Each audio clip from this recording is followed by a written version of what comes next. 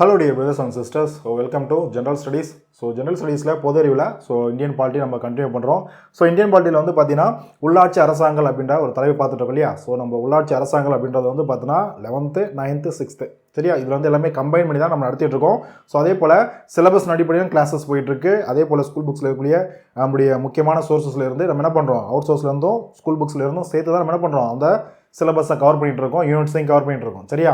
அந்த வகையில் உள்ளாட்சி அரசாங்கம் சொல்லக்கூடிய லோக்கல் செல்ஃப் கவர்மெண்ட்னு சொல்லக்கூடிய லோக்கல் பாடிஸ், அது சம்மந்தப்பட்ட இன்ஃபர்மேஷன் நம்ம பார்த்துட்ருக்கோம். பார்ட் 1ல் இந்த உள்ளாட்சி அரசாங்கங்கள் பொதுவாக பண்டைய காலத்திலேருந்து அது நம்மளுடைய தமிழக பகுதியாக இருந்தாலும் சரி, இல்லை தென்னிந்தியாவாக இருந்தாலும் சரி, இல்லை மொத்த இந்திய பகுதிகள் அப்படின்னு நம்ம எடுத்துக்கிட்டாலும் சரி, பொதுவாக இப்போ பண்டைய காலத்திலேருந்து பண்டைய காலத்தில் பார்த்தீங்கன்னா இப்போ தமிழ்நாடு பொறுத்த வரைக்கும் உள்ளாட்சி அமைப்புகள் இருந்ததுக்கான சான்றுகள், இந்த உத்திரமேறு கல்வெட்டு இதெல்லாம் நம்ம பார்க்குற முடியும், அந்த மாதிரி பார்த்துருப்போம்.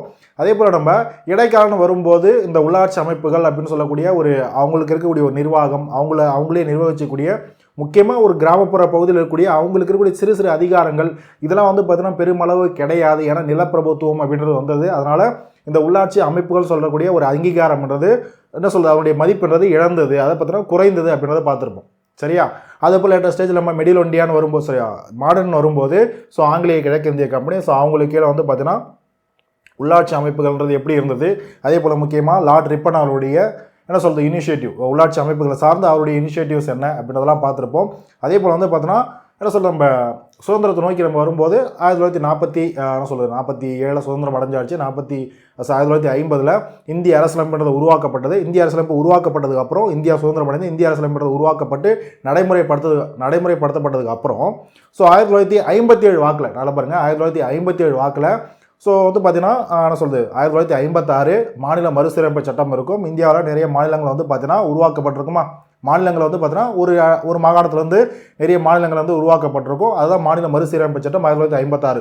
அதை தொடர்ந்து பார்த்தீங்கன்னா உள்ளாட்சி அரசாங்கத்துக்கும் பார்த்தீங்கன்னா மக்களாட்சி பிரதித்துவம் சொல்லக்கூடிய, அது மக்களாட்சி பிரதித்துவம் கிடையாது, மக்களாட்சி பரவலாக்கம் சொல்லக்கூடிய டெமோக்ராட்டிக் டீசென்ட்ரலைசேஷன் அப்படின்ற ஒரு கான்செப்டின் அடிப்படையில் எல்லாருக்கும் பார்த்தீங்கன்னா கிராமப்புற அந்த அளவுலையும் என்ன சொல்கிறது, கிராஸ் ரூட் அளவுலையும், கிராஸ் ரூட்ன்றதமா இந்தியாவுடைய ஒரு நிர்வாகத்தில் கடைக்கோடி ஒரு அழகுன்னு பார்க்கும்போது கிராமப்புறம் தான். கிராமப்புறத்தில் இருக்கக்கூடிய அமைப்புகள் அவங்களுக்கும் பார்த்தீங்கன்னா அவங்களே நிர்வகிக்கக்கூடிய ஒரு அதிகாரம்ன்றது, கொஞ்சம் நிர்வாகம் சார்ந்த அதிகாரம்ன்றது அவங்களுக்கும் கொடுக்கப்படணும் அப்படின்றதான் இந்த உள்ளாட்சி அமைப்புகளுக்கான ஒரு அங்கீகாரம் கொடுக்குது. இதை பேஸ் பண்ணி சட்டம்ன்றது அந்தந்த மாநிலங்களே அவங்களுக்கு தகுந்த மாதிரி சட்டமன்றத்தை கொண்டு வரப்படலாம். உள்ளாட்சி அரசாங்கங்களை உருவாக்கிக்கலாம். ஃபார் எக்ஸாம்பிள் பார்த்தீங்கன்னா அதுக்கு தகுந்த மாதிரி பல்வந்த் ராய் மேத்தா அவருடைய கமிட்டின்றது ஃபார்ம் ஆகும். அதை பேஸ் பண்ணி அவங்களுடைய ரெக்கமெண்டேஷன் கொடுப்பாங்க. அந்த ரெக்கமெண்டேஷன் பேஸ் பண்ணி நிறைய மாநிலங்கள் என்ன பண்ணியிருப்பாங்க, ஃபஸ்ட்டு குஜராத்தில் நகவூர்லேயும், அடுத்து பார்த்தீங்கன்னா ஆந்திர பிரதேசம் போன்ற மாநிலங்கள் அடுத்தடுத்து அவங்களுக்கான உள்ளாட்சி அமைப்புகளுக்கான கிராம பஞ்சாயத்துகளுக்கான ஒரு சட்டமன்றத்தை ஏற்றப்பட்டிருக்கும் சரியா. ஓகே. இப்படி இருக்கும்போது நாளடைவில் அந்தந்த காலகட்டத்திலையும் உள்ளாட்சி அரசாங்கங்களுக்கான முக்கியத்துவம்ன்றது மேலும் மேலும் இன்னும் அவங்களுக்கான அதிகாரம் அதிகமாக கொடுக்கணும், அங்கீகாரம்ன்றது அதிகமாக இருக்கணுன்றதுக்காக அடுத்தடுத்த குழுக்கள்ன்றது அமைக்கப்பட்டிருக்கும். அசோக் மேத்தா குழு, இது மாதிரி நம்ம GVK ராவுடைய குழு, இந்த மாதிரி நம்ம நிறைய குழுக்கள் பார்க்குறோம் இல்லையா. அப்புறம் LM சிங்வி குழு, LM சிங்வி குழுவோடைய அதனுடைய என்ன சொல்கிறது நம்ம ரிப்போர்ட் அண்ட் அதனுடைய ரெக்கமெண்டேஷன் அடிப்படையில் தான், அதை பேஸ் பண்ணி தான் 73வது மற்றும் 74வது அரசியலமைப்பு சட்டத்திருத்தம்ன்றது கொண்டு வரப்பட்டிருக்கும் அப்படின்ற விஷயத்தான் பார்த்துருப்போம் இல்லையா. இதுதான் போன கிளாஸில் நம்ம ப்ரீஃபாக பார்த்துருப்போம் சரியா. ப்ரீஃபாக இல்லை, கொஞ்சம் எலாபரேட்டாக பார்த்துருப்போம். பார்ட் 1 கிளாஸில் நடந்தது இதுதான் ஓகேவா. இப்போ பார்ட் 2 கிளாஸில் ஓகே, இந்தியாவுக்குன்னு இந்திய அரசமைப்பு அங்கீகாரம் பெற்ற ஒரு என்ன சொல்கிறது, இந்திய அரசியலமைப்புலேயே கான்ஸ்டியூஷன்லேயே பார்த்தீங்கன்னா 73வது மற்றும் 74வது அரசியலமைப்பு சட்ட திருத்தம்ன்றது கொண்டு வரப்பட்டாச்சு புரியுதா. அப்போ இந்திய அரசியலமைப்புலேயே பார்த்தீங்கன்னா கிராம பஞ்சாயத்துகள், நகர்ப்புற பஞ்சாயத்துகள்னு சொல்லிட்டு ஒரு பார்ட்டி என்ன பண்ணிட்டோம், நம்ம இணைச்சிட்டோம். பகுதியே அரசியலமைப்பில் ஒரு பகுதியாகவே இணைச்சாச்சு. இப்போ அரசியலமைப்பு அதாவது கான்ஸ்டியூஷனல் ஸ்டேட்டஸ்ன்றதும் இப்போ இது கிடச்சிருச்சு இல்லையா. இப்போது கிராம ஊரக உள்ளாட்சி அரசாங்கங்கள், அதாவது பார்த்தீங்கன்னா கிராமம்னு சொல்லும்போது நம்ம என்ன சொல்லலாம், நம்ம கிராம் பஞ்சாயத் என்ன சொல்கிறது, இப்போ பஞ்சாயத்து ராஜ் இன்ஸ்டிடியூஷன் அப்படின்னு சொல்லுவாங்க. அதே சமயத்தில் பார்த்தீங்கன்னா என்ன சொல்லுவோம், ரூரல் லோக்கல் பாடிஸ்ன்னு சொல்லுவோம், RLB அப்படின்னு சொல்லுவாங்க ஓகேவா. இதை பேஸ் பண்ணி இதை சார்ந்திருக்கக்கூடிய ஒரு அரசியலமைப்பு சட்ட திருத்தம் 73வது அரசியலமைப்பு சட்ட திருத்தம் போன கிளாஸ்லேயே நம்ம லாஸ்ட்டாக பார்த்துருப்போம் சரியா. இது ஜஸ்ட் ஒரு ப்ரீஃப். போன கிளாஸில் என்ன நடந்தது அப்படின்றத ஒரு சின்ன ரீகால் பண்ணிட்டோமா. இப்போது இந்த கிராம ஊரக உள்ளாட்சி அமைப்புகள்லாம் என்ன அப்படின்றத நம்ம பார்த்துருமா. ஸோ இந்த கிளாஸில் வந்து பார்த்தீங்கன்னா ஃபுல் அண்ட் ஃபுல் 73வது அரசியலமைப்பு சட்ட திருத்தம், அதாவது கிராம உள்ளாட்சி அரசாங்கம், அதாவது ஊரக உள்ளாட்சி அரசாங்கம் சொல்லக்கூடிய பஞ்சாயத்து ராஜ் இன்ஸ்டிடியூஷன்ஸ் பற்றி நம்ம பார்ப்போம். ஓகேவா? அடுத்த கிளாஸில் லாஸ்ட் கிளாஸில் அதாவது பார்த்தீங்கன்னா இந்த யூனிட்டுடைய லாஸ்ட் கிளாஸ், அதாவது பார்த்தீங்கன்னா இந்த கான்செப்டுடைய இந்த டாப்பிக்குடைய லாஸ்ட் கிளாஸ் சொல்லக்கூடிய அடுத்த ஒரு கிளாஸில் நகர்ப்புறம் சார்ந்த அர்பன் லோக்கல் பாடிஸ்ன்னு சொல்லக்கூடிய நகர்ப்புற உள்ளாட்சி அரசாங்கம், அதாவது 74வது அரசியலமைப்பு சட்டத்திட்டம் சார்ந்த அந்த ஒரு விஷயங்களை பார்க்கலாம். சரியா? சரி, ஓகே. ஸோ கிராம உள்ளாட்சி அரசாங்கம். ஸோ அழகாக நோட் பண்ணிக்கோங்க. ஸோ ஒரே நிமிஷமா. So fine. ஸோ பார்க்கலாமா? So fine. பாருங்க, 1957ஆம் ஆண்டு இந்த ஒரு காலகட்டத்தில் நம்ம பார்த்துருப்போம் பஞ்சாயத்து ராஜ் சட்டங்கள். சரியா? பஞ்சாயத்து ராஜ் சட்டங்கள் வந்து பார்த்தீங்கன்னா இயற்றப்பட்டது. அதுக்கான ஒரு முன்னேற்பாடுகளாக பல்வந்த் ராய் மேத்தா அவருடைய ஒரு கமிட்டி அதனுடைய பரிந்துரைகளாக இருந்துச்சுன்னு பார்க்குறோம் இல்லையா? பொதுவாக இந்த 1957ஆவது ஆண்டில் பஞ்சாயத்து ராஜ் சட்டத்திற்கு அடிப்படையாக திகழ்ந்த திட்டங்கள் நம்ம பார்க்கும்போது கிராமப்புற அளவில் ஒரு பஞ்சாயத்து ராஜ்னு சொல்லக்கூடிய ஒரு அமைப்பை வந்து நம்ம உருவாக்கணும் அப்படின்னு சொல்லிட்டு அதிகமான முக்கியத்துவம் கொடுக்கறதுக்கு ஒரு முக்கியமான காரணம் என்னவா? அதுக்கு அடிப்படையாக அதுக்கு ஒரு பேசிக்காக இதை கொண்டு வரதுக்கு ஆல்ரெடி சக்ஸஸ்ஃபுல்லாக ஒரு பேஸ் இருந்திருக்கும் இல்லையா? அந்த ஒரு திட்டங்கள் தான் நம்ம என்ன பார்த்துருப்போம், கம்யூனிட்டி டெவலப்மெண்ட் ப்ரோக்ராம் அப்படின்றத பார்த்துருப்போம். சரியா? சிடிபின்னு சொல்லக்கூடிய கம்யூனிட்டி டெவலப்மெண்ட் ப்ரோக்ராம். ஓகேவா? ஸோ அதான் என்ன சொல்லுவோம், சமூக அபிவிருத்தி திட்டம் இல்லை சமூக மேம்பாட்டு திட்டம் அப்படின்னு பார்த்துருப்போம். ரெண்டும் ஒன்று தான். ஓகேவா? அதை தொடர்ந்து 1952 கொண்டு வரப்படிச்சு இல்லையா? போன கிளாஸ்லேயே பார்த்துருப்போம். அதை தொடர்ந்து அதுக்கு அடுத்த வருஷமே இதனுடைய சக்ஸஸை பேஸ் பண்ணி, இந்த திட்டத்துடைய சக்ஸஸை பேஸ் பண்ணி அடுத்த வருஷமே கொண்டு வரப்பட்ட ஒரு திட்டம் தான் நேஷனல் எக்ஸ்டென்ஷன் சர்வீஸ்னு சொல்லக்கூடிய தேசிய நீட்டிப்பு சேவை 1953. இது எல்லாமே என்னது, கிராமப்புறத்தினுடைய மேம்பாடு, கிராமப்புற அளவில் இருக்கக்கூடிய மேம்பாடு. ஸோ கிராமப்புறங்களை கொஞ்சம் மேம்படுத்தணுன்றதுக்காக கொண்டு வரப்பட்ட திட்டங்கள். அதன் அடிப்படையில் அந்த திட்டங்கள்லாம் கொஞ்சம் கொஞ்சமாக பலன் கொடுத்துச்சு. ஒரு சக்ஸஸான ஒரு ப்ரோக்ராம்ஸ். புரியுதா? அப்போ கிராம அளவுலையும் நிறைய முன்னேற்றங்கள் மேம்பாடுன்றது இருக்கணும், அவங்களுக்கு ஒரு நிர்வாகம்ன்றது கொடுக்கணும்னு சொல்லிட்டு அடுத்தடுத்த ஒரு அழுத்தங்கள் காரணமாக பல்வந்த் ராய் மேத்தா குழுன்னு சொல்லக்கூடிய ஒரு குழுன்றது ஃபார்ம் ஆகிருக்கும். ஸோ அவங்களுடைய ரெக்கமெண்டேஷன் சொல்லியிருப்பாங்க. அதை பேஸ் பண்ணி நிறைய மாநிலங்கள் பஞ்சாயத்து ராஜ் சட்டங்களை வந்து ஏற்றப்பட்டுச்சு அப்படின்னு பார்த்துருப்போமா? ஸோ இதுதான் வந்து பார்த்தீங்கன்னா பேசிக். ஓகேவா? அப்போ 1957ஆம் ஆண்டு பஞ்சாயத்து ராஜ் சட்டத்திற்கு அடிப்படையாக இருந்த ஒரு திட்டங்கள் கவர்மெண்ட் கொண்டு வர திட்டம்னு பார்க்கும்போது ஒன்று சிடிபி ப்ரோக்ராம், இன்னொன்று நேஷனல் எக்ஸ்டென்ஷன் சர்வீஸ்னு சொல்லக்கூடிய NES, அதாவது தேசிய நீட்டிப்பு சேவை. ஓகேவா? ஸோ இந்த ரெண்டு திட்டங்களும் எந்த வருஷம் கொண்டு வந்தாங்க அப்படின்றத போன கிளாஸ்லையும் பார்த்துருப்போம், இங்கேயும் பார்த்துக்கோங்க. ஓகேவா? நம்ம டீப்பாக போகிறதுக்கு முன்னாடி அதுக்கு முன்னாடி என்ன நடந்துச்சுன்னு சொல்லக்கூடிய ஒரு பேசிக்ஸ் பார்த்துட்டு வரோம். ஓகேவா? ஸோ ஓகே, அடுத்து பாருங்க, 1957ஆம் ஆண்டு இந்த ஆண்டிலிருந்து 1986வது ஆண்டு வரைக்கும், ஓகே, 86வது ஆண்டு வரைக்கும் கிட்டத்தட்ட ஒரு 4 குழுக்கள் உருவாகியிருக்கும் இல்லையா? அதுதான் சொல்ல வராங்க. ஸோ 1957ஆம் ஆண்டு முதல் 1986ஆம் ஆண்டு வரை உள்ளாட்சி அமைப்புகள் தொடர்பாக 4 முக்கிய குழுக்கள் உருவாக்கம் செய்யப்பட்டன. 4 முக்கிய குழுக்கள் என்னென்னது? 1957 பல்வந்த் ராய் மேத்தா குழு. ஸோ ஆங்கிலத்தில் வேணும்னா ஜஸ்ட் டிரான்ஸ்லேட் பண்ணுறேன், பார்த்துக்கோங்க. சரியா? பல்வந்த் ராய் மேத்தா கமிட்டி. ஓகேவா? அடுத்து மேக்ஸிமம் நீங்களே பண்ணிக்கலாம், எல்லாம் ரொம்ப ஈஸியான விஷயம் தான். So okay, fine. அடுத்து பாருங்க, அசோக் மேத்தா குழு. இது 1977, கிட்டத்தட்ட 20 வருஷங்கள் கழிச்சு வந்திருக்கும். ஓகேவா? அடுத்து பாருங்க, GVK ராவ் அவருடைய குழு 1986. ஓகேவா? அடுத்து பார்த்தீங்கன்னா LM சிங்வி குழு 1986. புரியுதா? அடுத்த வருஷமே. புரியுதா? இது எல்லாமே வந்து பார்த்தீங்கன்னா இது இல்லாமல் துங்கான் கமிட்டி இருக்குது. ஓகேவா? ஸோ இந்த மாதிரி கமிட்டிஸ்லாம் எக்ஸ்ட்ரா இருக்கும். ஸோ அதெல்லாம் நம்ம பார்ப்போம். சரியா? ஸோ அதெல்லாம் வந்து பார்த்தீங்கன்னா எக்ஸ்ட்ரா இன்ஃபர்மேஷன் நான் சின்னதாக அடுத்த ஒரு கிளாஸ் நான் கொடுக்க ட்ரை பண்ணுறேன். மொத்தமாக வந்து பார்த்தீங்கன்னா இதை சார்ந்து என்னென்ன கமிட்டிஸ்லாம் இருக்குன்னு சொல்லிட்டு ஒரு சின்ன லிஸ்ட் நான் கொடுக்குறேன். ஓகேவா? So fine. இந்த மாதிரிலாம் குழுக்கள்ன்றது நம்மளுடைய பஞ்சாயத்து ராஜ் பேஸ் பண்ணி வந்திருக்கக்கூடிய முக்கியமான ஒரு குழுக்கள். ஓகேவா? அடுத்து பார்க்கும்போது 1992ஆம் ஆண்டு முந்தைய பல்வேறு முயற்சிகளின் சிறப்பம்சங்களையும் ஆல்ரெடி இதுக்கு முன்னாடி, அதான் முந்தைய பல்வேறு முயற்சிகள்னா இதுக்கு முன்னாடி நிறைய குழுக்கள் நிர்வாகப்பட்டுச்சு இல்லையா, அமைக்கப்பட்டுச்சு இல்லையா, இந்த குழுக்களுடைய பரிந்துரைகள், இந்த குழுக்களுக்கும் ஒவ்வொரு குழுக்கும் சின்ன சின்ன மாற்றங்களை ஒவ்வொருத்தரும் சொல்லியிருப்பாங்க, ரெக்கமெண்டேஷன் கொடுத்துருப்பாங்க. ஓகேவா? அப்போ இவங்களுடைய இந்த முயற்சிகள், அந்தந்த குழுவிலையும் சொல்லப்பட்டிருக்கூடிய சிறப்பம்சங்கள், இது எல்லாத்தையும் உள்ளடக்கி என்ன பண்ணுறாங்க கவர்மெண்ட்டு, 73வது மற்றும் 74வது அரசியலமைப்பு சட்ட திருத்தம் நாடாளுமன்றத்தில் நிறைவேற்றம் செய்கிறாங்க. புரியுதா? நிறைவேற்றம் செய்கிறாங்க. இதுக்கு முன்னாடி ஒரு முயற்சிகள் ஏற்கப்பட்டிருக்கும் ராஜீவ்காந்தி பீரியடில். அது வந்து பார்த்தீங்கன்னா ராஜ்யசபாவில் என்ன இருக்கும், ராஜ்யசபாவில் நிறைவேற்றப்படாமல் போயிருக்கும் இல்லையா. அடுத்து வரதும் என்னது, காங்கிரஸுடைய ஆட்சி தான். அந்த காங்கிரஸுடைய ஆட்சியில் 1992 73 மற்றும் 74வது அரசியலமைப்பு சட்ட திருத்தம் உள்ளாட்சி அரசாங்கங்கள் சார்ந்து கொண்டு வரப்பட்டிருக்கும். ஓகேவா? ஸோ இது அறிமுகம் செய்யப்படுது. எப்போ 92 அறிமுகம் செய்யப்படுது. 92 அறிமுகம் செய்யப்படுது. 93 அது நிறைவேற்றப்பட்டிருக்கும். ஓகேவா? 93 நிறைவேற்றப்பட்டிருக்கும். சக்ஸஸ்ஃபுல்லாக அது பாஸ் ஆகிடுச்சு. ஓகேவா? ஓகே. இப்போ இதை சார்ந்துதான் இதை தான் நம்ம படிச்சுட்டு இருக்கோம். ஓகேவா? ஃபைன். இதை இப்போ நம்ம டீப்பாக பார்க்க போகிறோம். இதை பேஸ் பண்ணியிருக்கிறது தான் ஃபர்ஸ்ட் நம்ம என்ன பண்ணுவோம், 73rd கான்ஸ்டியூஷன் அமெண்ட்மெண்ட் ஆக்ட் 1992 பார்க்க போகிறோம். ஓகேவா? அதான் என்னது, கிராம பஞ்சாயத்து சொல்றது, கிராம உள்ளாட்சி அரசாங்கம் சொல்லக்கூடிய கிராம பஞ்சாயத்துகளை சார்ந்து. ஓகேவா? இப்போ கிராம ஊரக, அதாவது கிராமம்னாலும் சரி இல்லை ஊரகம்னாலும் சரி, ரெண்டு ஒன்று தான் உள்ளாட்சி அரசாங்கங்கள். ஓகேவா? அதான் பஞ்சாயத் ராஜ் இன்ஸ்டிடியூஷன் சொல்லுவோம், இல்லை ரூரல் லோக்கல் பாடிஸ்ன்னு சொல்லுவோம். ரெண்டும் ஒன்று தான். ஓகேவாமா? இதை பேஸ் பண்ணக்கூடிய அரசியலமைப்பு சட்ட திருத்தம் என்னது, 73வது அரசியலமைப்பு சட்ட திருத்தம் கொண்டு வரப்பட்டது 1992. புரியுதா? இந்த சட்ட திருத்தம் நிறைவேற்றப்பட்ட நாள் முதற்கொண்டு எக்ஸாம்ஸில் கொஸ்டின் கேட்கலாம். ஏன்னா இப்போ ஒரு சில எக்ஸாம்ஸில் என்ன பண்ணுறாங்க, கொஞ்சம் டீப்பாக இப்போ கொஸ்டின் கேட்குறாங்க. ஏன்னா பஞ்சாயத்து ராஜ் அப்படின்னு பார்க்கும்போது ரொம்ப ரொம்ப இம்பார்ட்டன்ட். நிறைவேற்றப்பட்ட நாள் கூட கேட்கலாம். ஏன்னா அப்படிலாம் நிறைய கொஸ்டின்ஸ் இப்போ வருது, அதனால தான். ஓகேவா? அப்போ லோக்சபாவில் டிசம்பர் 22 நிறைவேற்றப்படுது. டிசம்பர் 22 நிறைவேற்றப்படுது. ராஜ்யசபாவில் அடுத்த நாள் டிசம்பர் 23 இந்த சட்டங்கள் பாஸ் பண்ணுறாங்க. என்ன பண்ணுறாங்க, பார்லிமெண்ட்டில் அந்தந்த அவைகள்லையும் அந்தந்த நாட்களில் பாஸ் பண்ணுறாங்க. சரியா? இது நடைமுறைப்படுத்துனது எப்போ, ஏப்ரல் 24, 1993. ஆக்சுவலாக ஏப்ரல் 20 பிரசிடென்ட் அசன்ட்ன்றதை கொடுத்துருப்பாரு. பிரசிடென்ட் நம்மளும் இருப்பாரு, அசன்ட் கொடுத்துருப்பாரு. அடுத்த 4வது நாள் இந்த சட்டம் இந்தியா முழுக்க நடைமுறைக்கு வருது. ஓகேவா?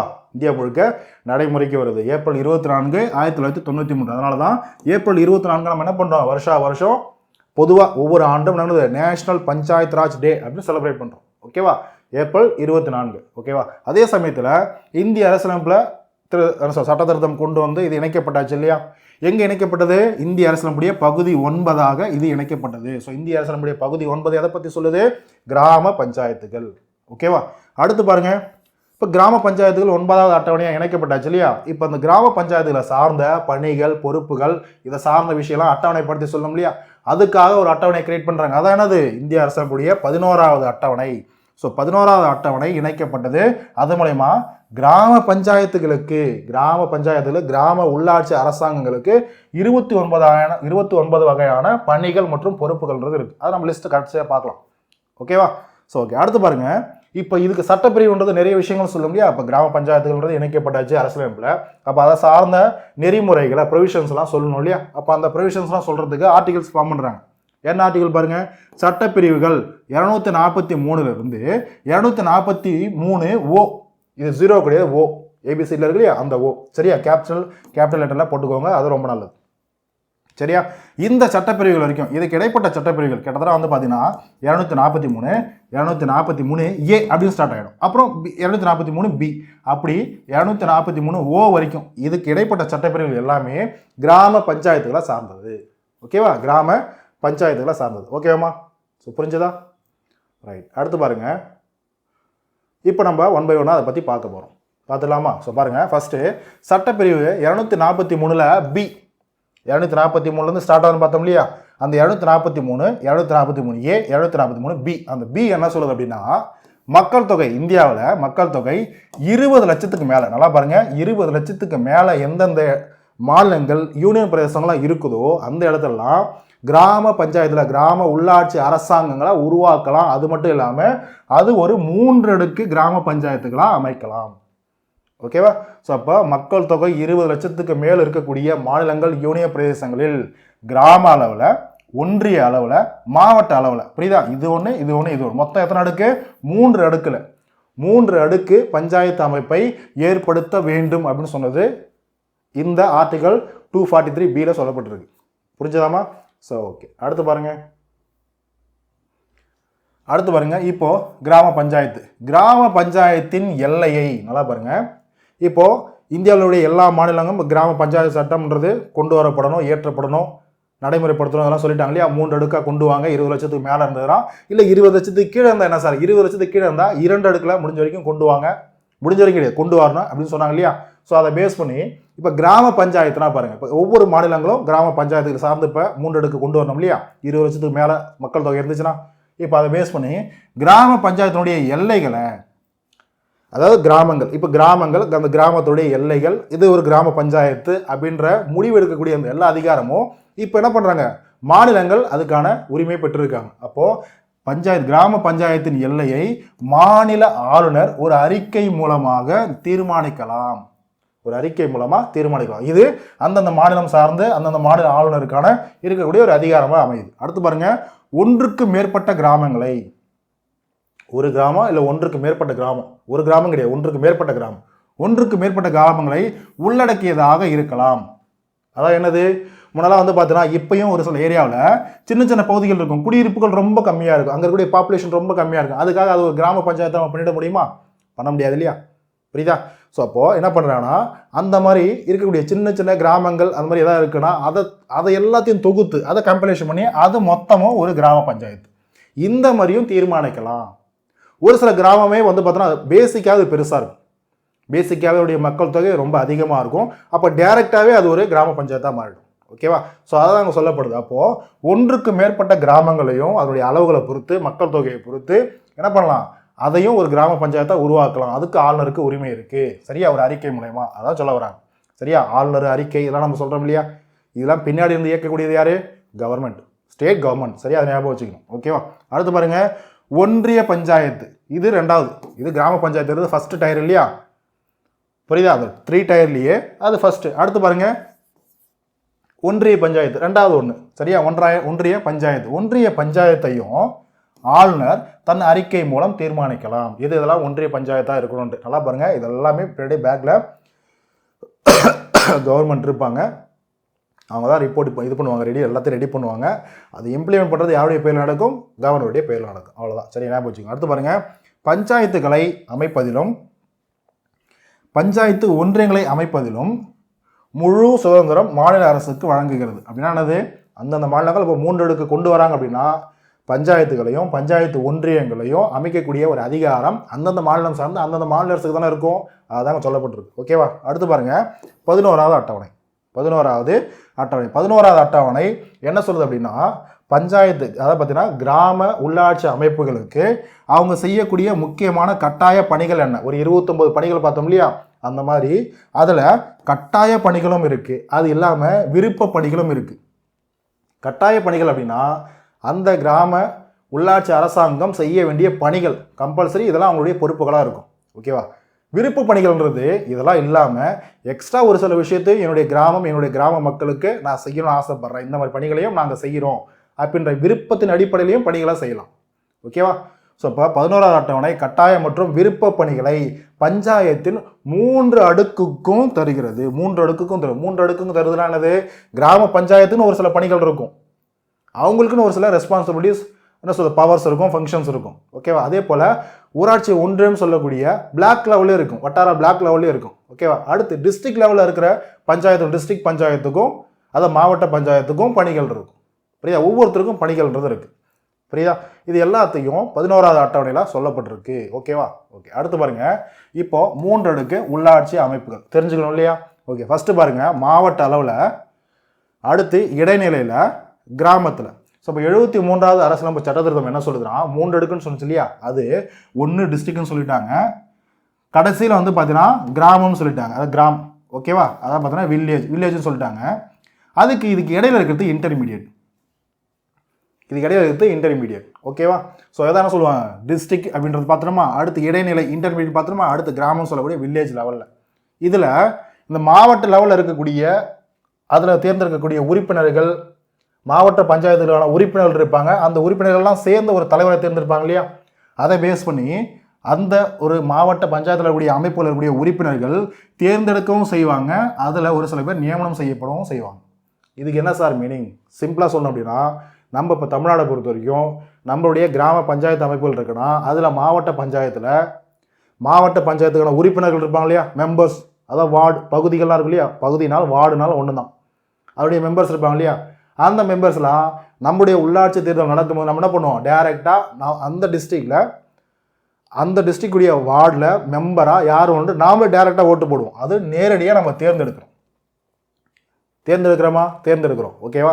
அதே சமயத்தில் அந்த உறுப்பினர்களிருந்து ஒருத்தர் தலைவராக நாமளே டைரெக்டாக தேர்ந்தெடுக்கிறோம்னா கிடையாது. நம்ம தேர்ந்தெடுக்கப்பட்ட அந்த என்ன சொல்றது மாவட்டத்தினுடைய உறுப்பினர்கள் அவங்க என்ன பண்ணுவாங்கன்னா அவங்களுக்குள்ள ஒரு தலைவரை தேர்ந்தெடுப்பாங்க.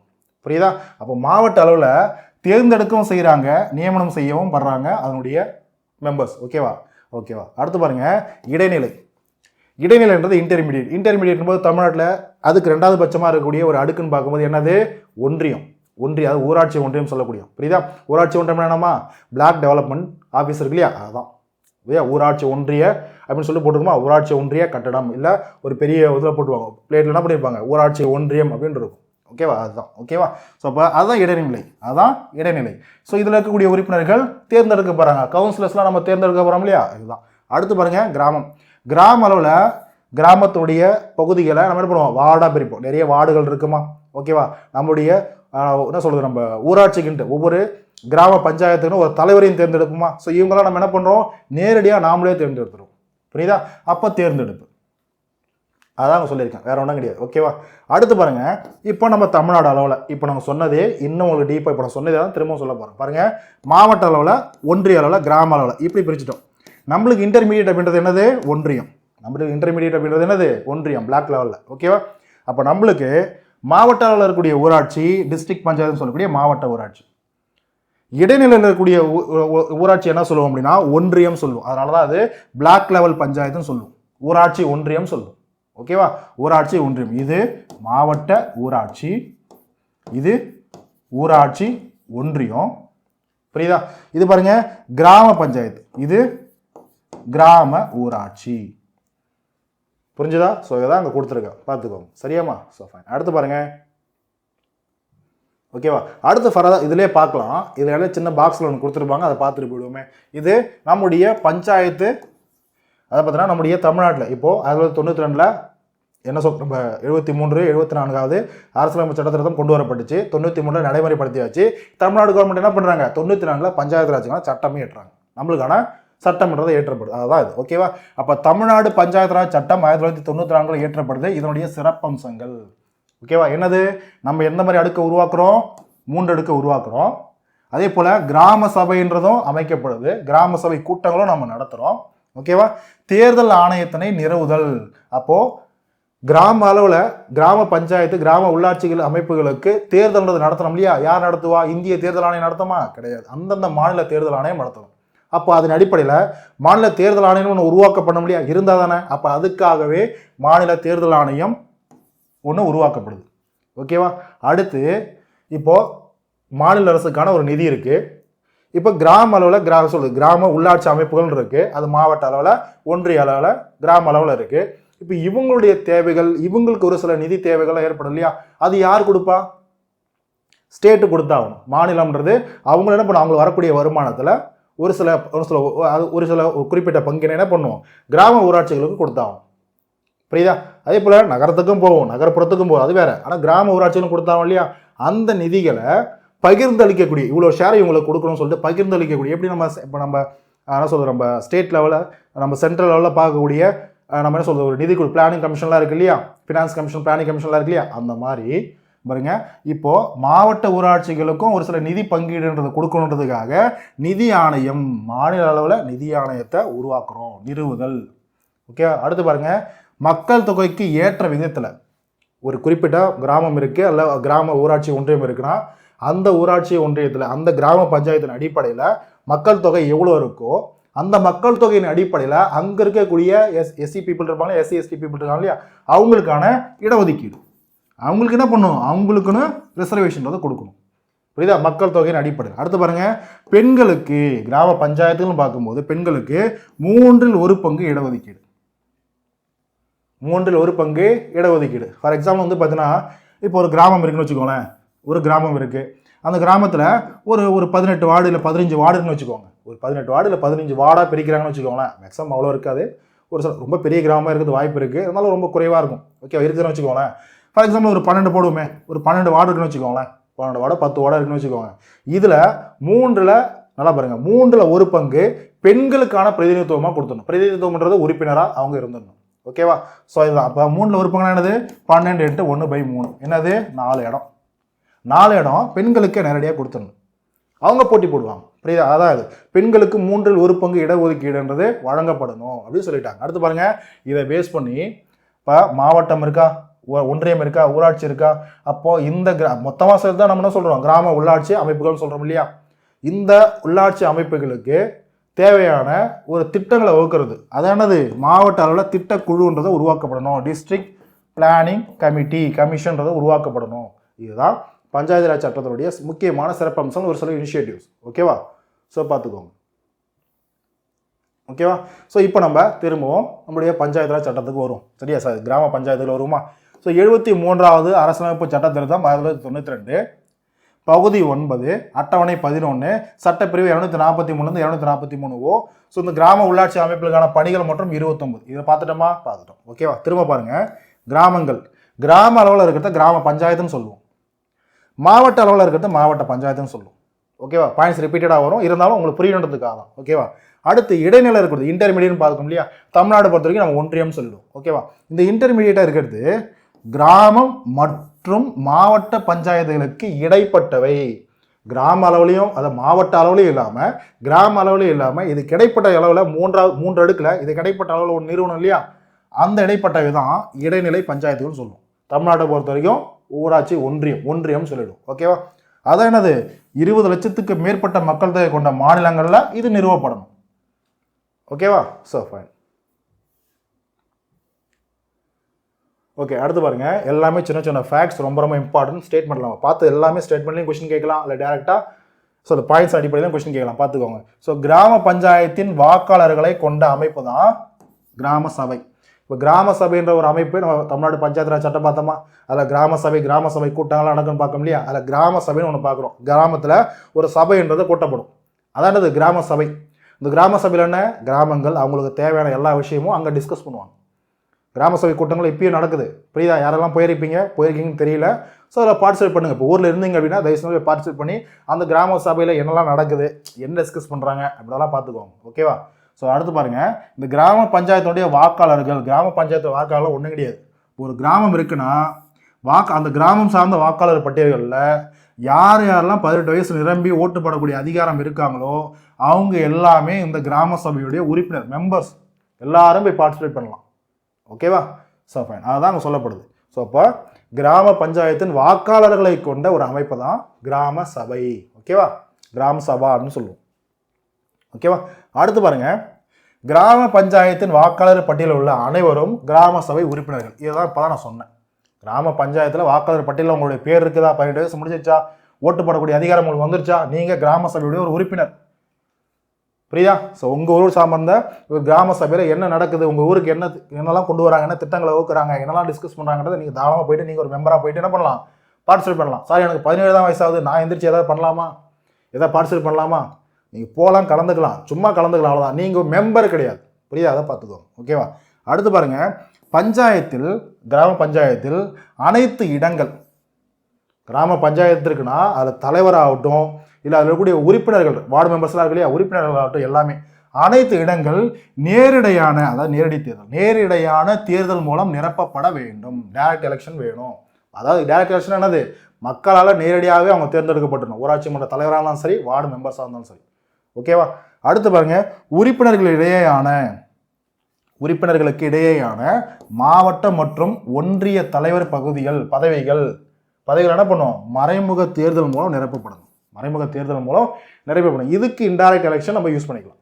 ஓகே, ஃபார் எக்ஸாம்பிள் இப்போ மாவட்ட ஊராட்சியோடைய தலைவரை நம்ம தேர்ந்தெடுக்கணும், இல்லை ஒன்றிய தலைவர் நம்ம தேர்ந்தெடுக்கணும் அப்படின்னா அந்த தலைவர் பதவிகளுக்கு மக்கள் நம்ம டைரெக்டாக ஓட்டு போகிற மாதிரினா கிடையாது.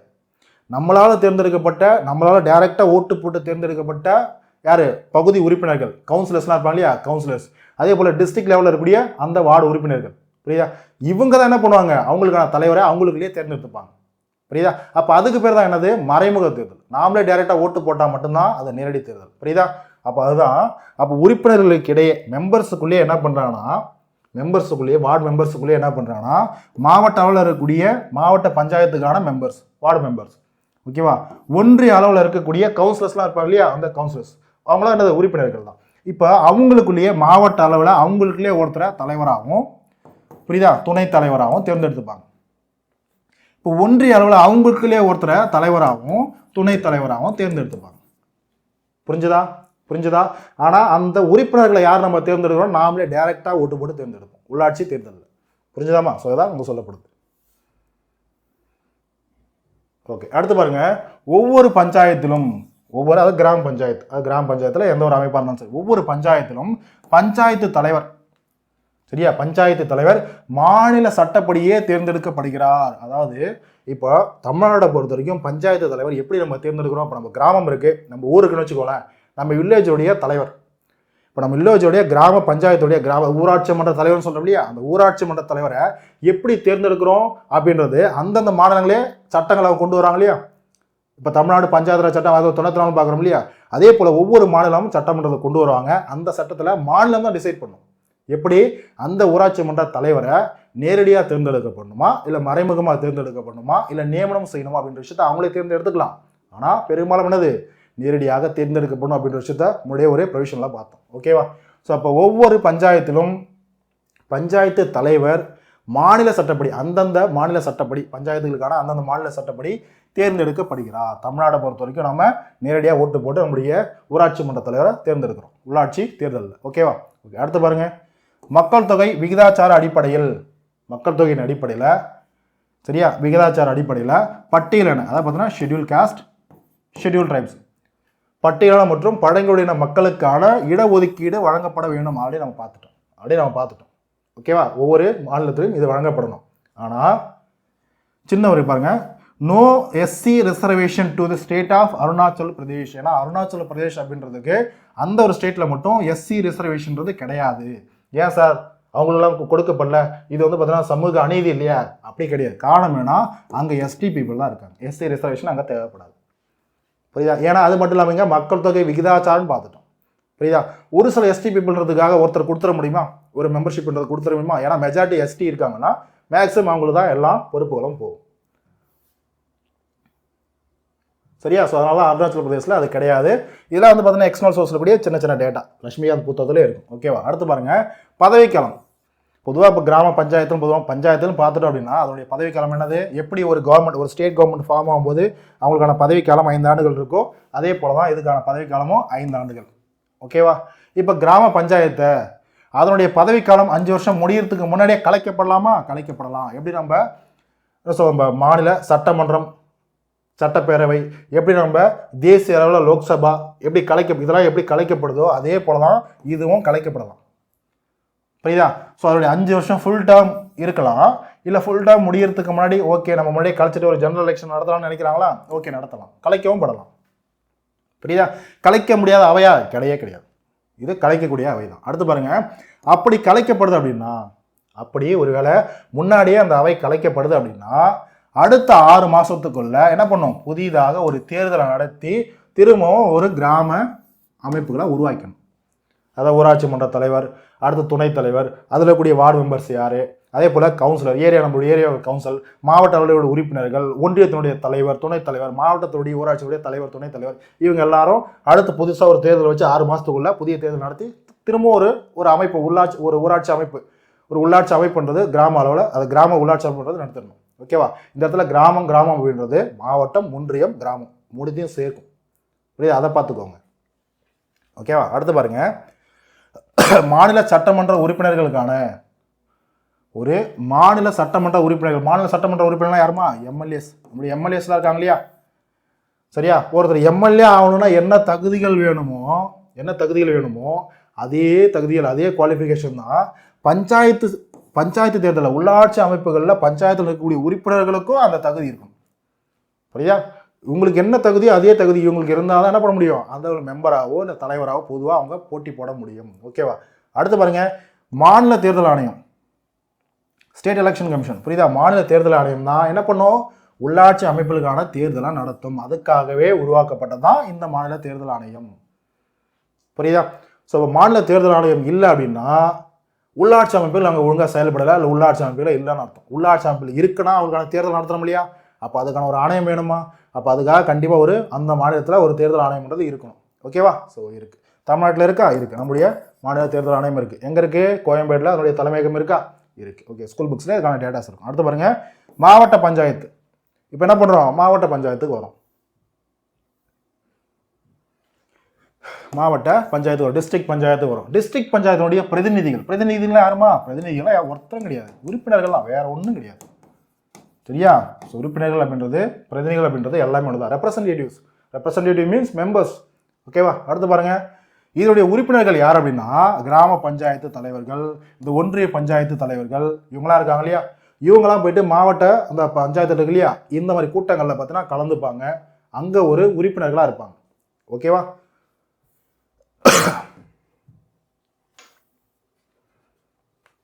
அடுத்து பாருங்க, பொதுவா இந்த பஞ்சாயத்து ராஜ் சட்டம் அப்படின்றது 1957 கொண்டு வரப்பட்டது இல்லையா, அது மூலயமா. சரியா? அது மூலயமா வந்தது. ஸோ முதல்ல குஜராத்தில் தான் என்ன பண்ணிருப்பாங்க, குஜராத்தில் நகவூர் அப்படின்ற இடம். சரியா? நகவூரில் இருக்கு இல்லையா, இது சென்டென்ஸ் ஃப்ளோக்காக நகவூரில் வந்திருக்கு. நகவூர் அப்படின்றது இடம். சரியா? குஜராத்தில் நகவூர் அப்படின்ற இடத்துல முதல்ல பஞ்சாயத்து ராஜ் சட்டம் என்ன பண்ணியிருக்கோம், அடிக்கல் நாட்டப்படும். சரியா? ஸோ அப்போ தொடங்கப்பட்ட நாள் எப்போ, அக்டோபர் 2, 1959 இந்த பஞ்சாயத்து ராஜ் சட்டம்ன்றது முதல்ல குஜராத் ஸ்டேட்டில் தான், நகவூரில் தான் கொண்டு வரப்பட்டிருக்கும். அதை தொடர்ந்து ஆந்திர பிரதேசம் என்ன பண்ணிருப்பாங்க, அவங்க கொண்டு வந்திருப்பாங்க. புரியுதா? 1959 ஒரு 50 வருஷம் கொண்டு வரலாம். 2009 அப்போ 2009 பொன் விழான்றது செலிப்ரேட் பண்ணப்பட்டுச்சு, பஞ்சாயத்து ராஜ் சட்டத்துக்கான ஒரு பொன் விழான்றது. ஓகேவா? ஸோ இதில் அடிக்கல் நாட்டது யார் நாட்டிருப்பா, அப்போதைய பிஎம் யாரு, ஜவஹர்லால் நேரு. அவ்வளோதான். ஸோ இதெல்லாம் சிம்பிள் இன்ஃபர்மேஷன். இதெல்லாம் யோசிக்க வேண்டியதை தனியாக நம்ம நோட்ஸ் எடுக்கின்ற அவசியமே கிடையாது. சரியா? ஜஸ்ட் நார்மல் இன்ஃபர்மேஷன் தெரிஞ்சால் நீங்களே ஆன்சர் போட்டு போயிடலாம். நீங்கள் நோட்ஸே எடுக்கலாம்னாலும், ஆனால் நோட்ஸ் எடுக்கணும். ஒருவேளை எனக்கு டவுட்டாக இருக்குது சார் அப்படின்னா நோட்ஸ் எடுத்துக்கணும். ஓகேவா? அடுத்து பாருங்கள், மாவட்ட பஞ்சாயத்தும் சரி, ஒன்றிய பஞ்சாயத்தும் சரி, இந்த கூட்டங்கள் இப்போ இந்த கூட்டங்கள் நடக்குதுன்னா மாவட்ட பஞ்சாயத்து கூட்டமும் ஒன்றிய பஞ்சாயத்து கூட்டங்களும் பொதுவாக ஒரு மீட்டிங் நடக்குதுன்னா டிஸ்ட்ரிக்ட் பஞ்சாயத்துலையும், இல்லைனா வந்து பார்த்தீங்கன்னா ஒரு என்ன சொல்றது யூனியன் சொல்லுவோமா, ஸோ யூனியன் பஞ்சாயத்தில் ஒன்றும் கிடையாது, பிளாக் டெவலப்மெண்ட் அந்த இதுதான். ஓகேவா?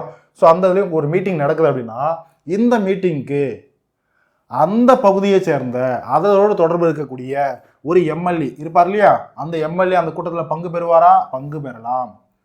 அதே போல அதை சார்ந்த நாடாளுமன்ற உறுப்பினர் எம்பி இருக்காருன்னு வச்சுக்கோங்களேன், அவரும் பங்கு பெறலாம்.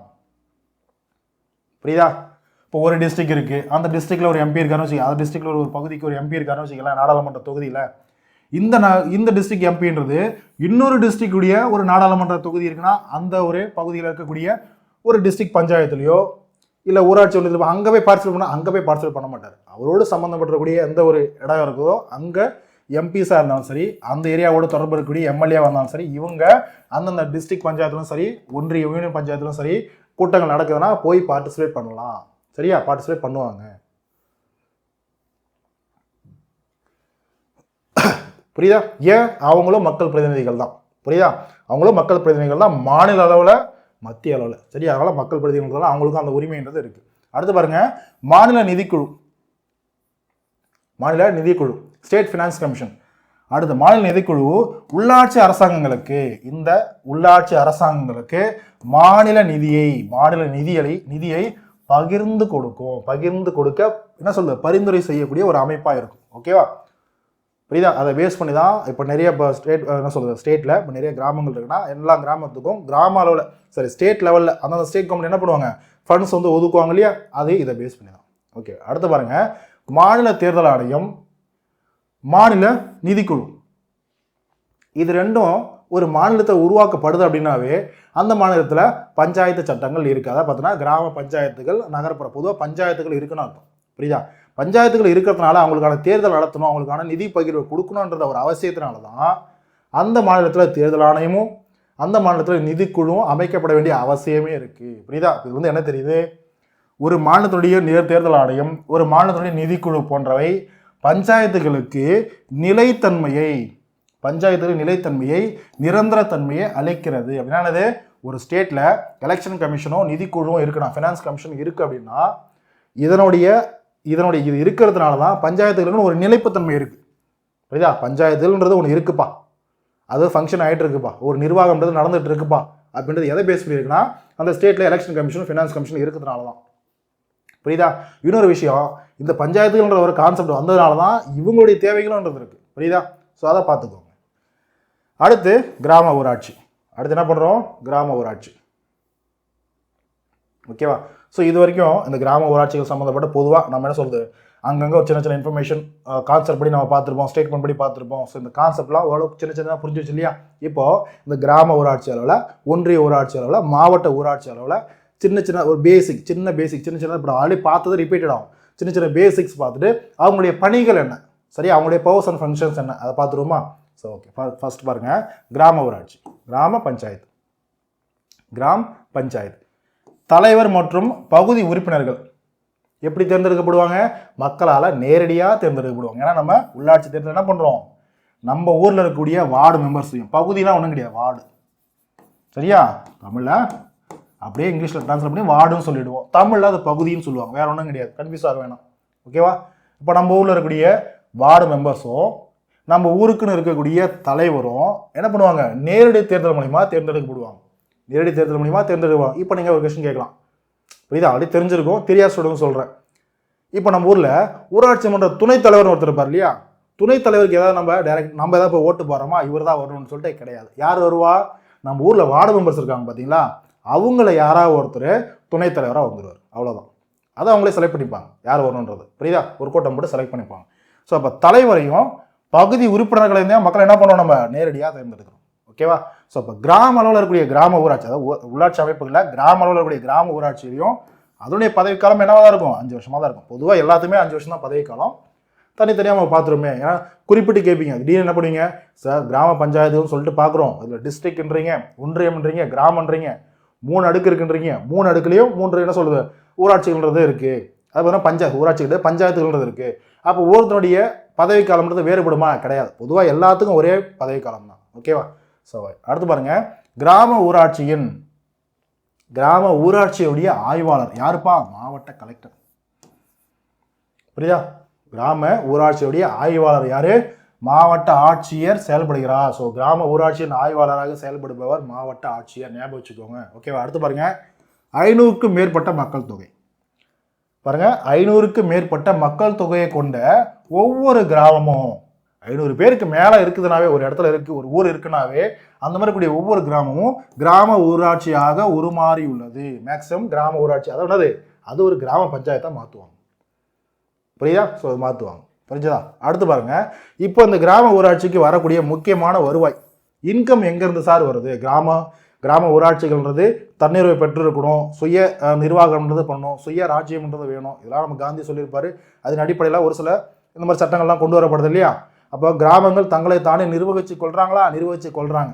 எல்லா டைமுமா மேக்ஸிமம் கிராமங்களுக்கு தேவையான நிதிகள் என்ன சொல்ல, ஒரு சில நிதிகள் மூலயமா, வரி விதிக்கிறது மூலயமா கொண்டு வரப்படுது. அதுதான் கிராமங்களுக்கு வரக்கூடிய வருவாய். என்னென்ன வருவாயெல்லாம் கிராமத்துக்கு வரும், சிம்பிளாக பார்த்துருவோமா? பாருங்க, வருவாய் 3 அடுக்கில் கிராம ஊராட்சி மட்டும்தான் வரி விதிக்கக்கூடிய ஒரு அதிகாரம் பெற்றிருக்கு. இதில் கிராம பஞ்சாயத்துகள், புரியுதா? இந்த கிராம உள்ளாட்சி அமைப்புகளில் மாவட்டம், ஒன்றியம், கிராமம்னு பார்க்குறோம் இல்லையா? அப்போ கிராம அளவில் பொதுவாக வரி விதிக்கிறாங்க அப்படின்னா அது கிராம பஞ்சாயத்தால் மட்டும்தான் முடியும், மற்ற 2 அமைப்புகள் வரி விதிக்காது. புரியுதா?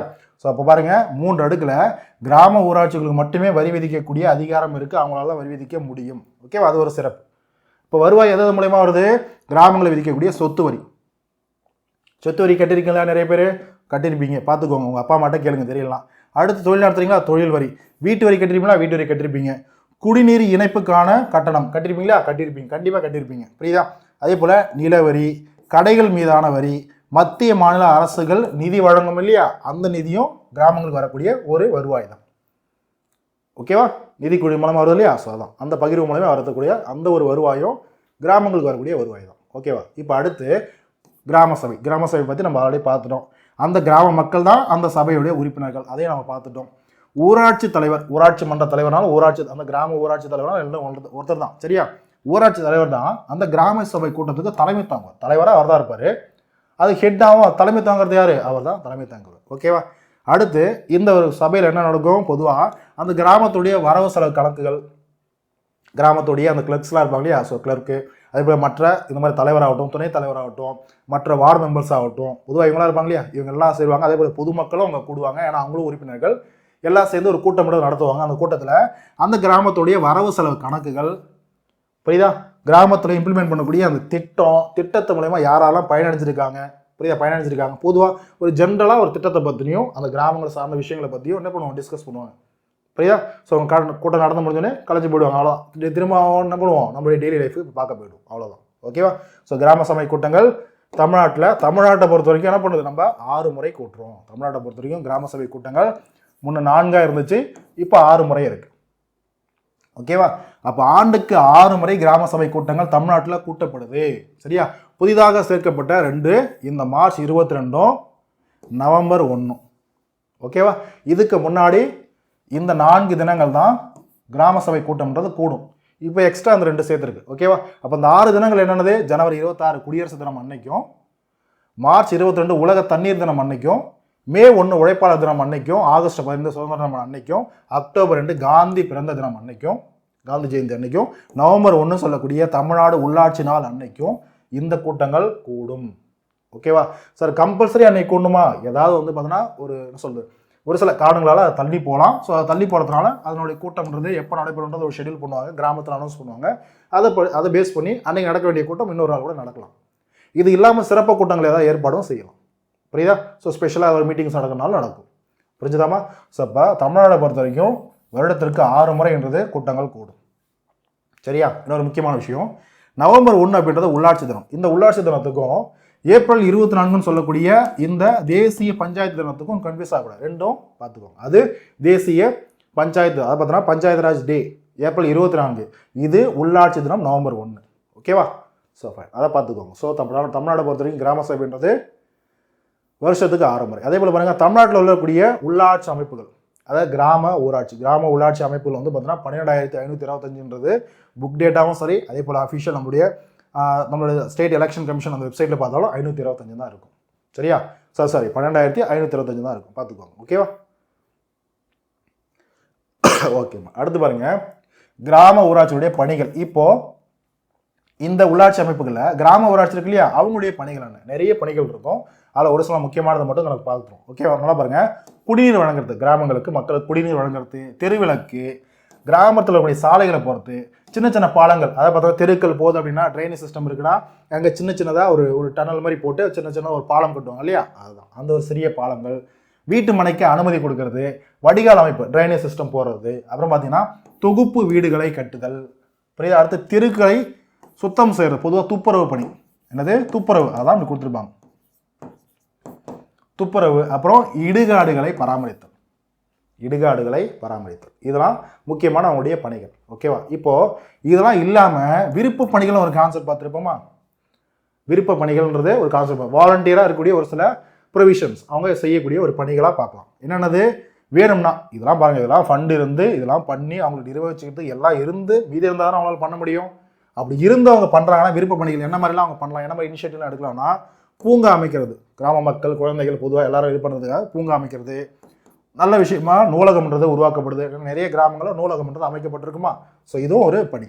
ஸோ நூலகம், விளையாட்டு மைதானம்ன்றது கொண்டு வருது, சந்தைகள், நிறைய ஊரில் சந்தைகள்லாம் போடுவாங்க, சந்தைகள், திருவிழாக்கள். அடுத்து பார்த்தீங்கன்னா அது நிர்வகிக்கிறது, மரங்களை நடுறது, முக்கியமான இடங்களில் பொருட்காட்சி இடங்களை கட்டுப்படுத்துறது, இல்லை சந்தை போன்ற இடங்களையும் கட்டுப்படுத்துறது, இதெல்லாம் கிராம உள்ளாட்சியுடைய முக்கியமான ஒரு விருப்ப பணிகளாக செய்வாங்க.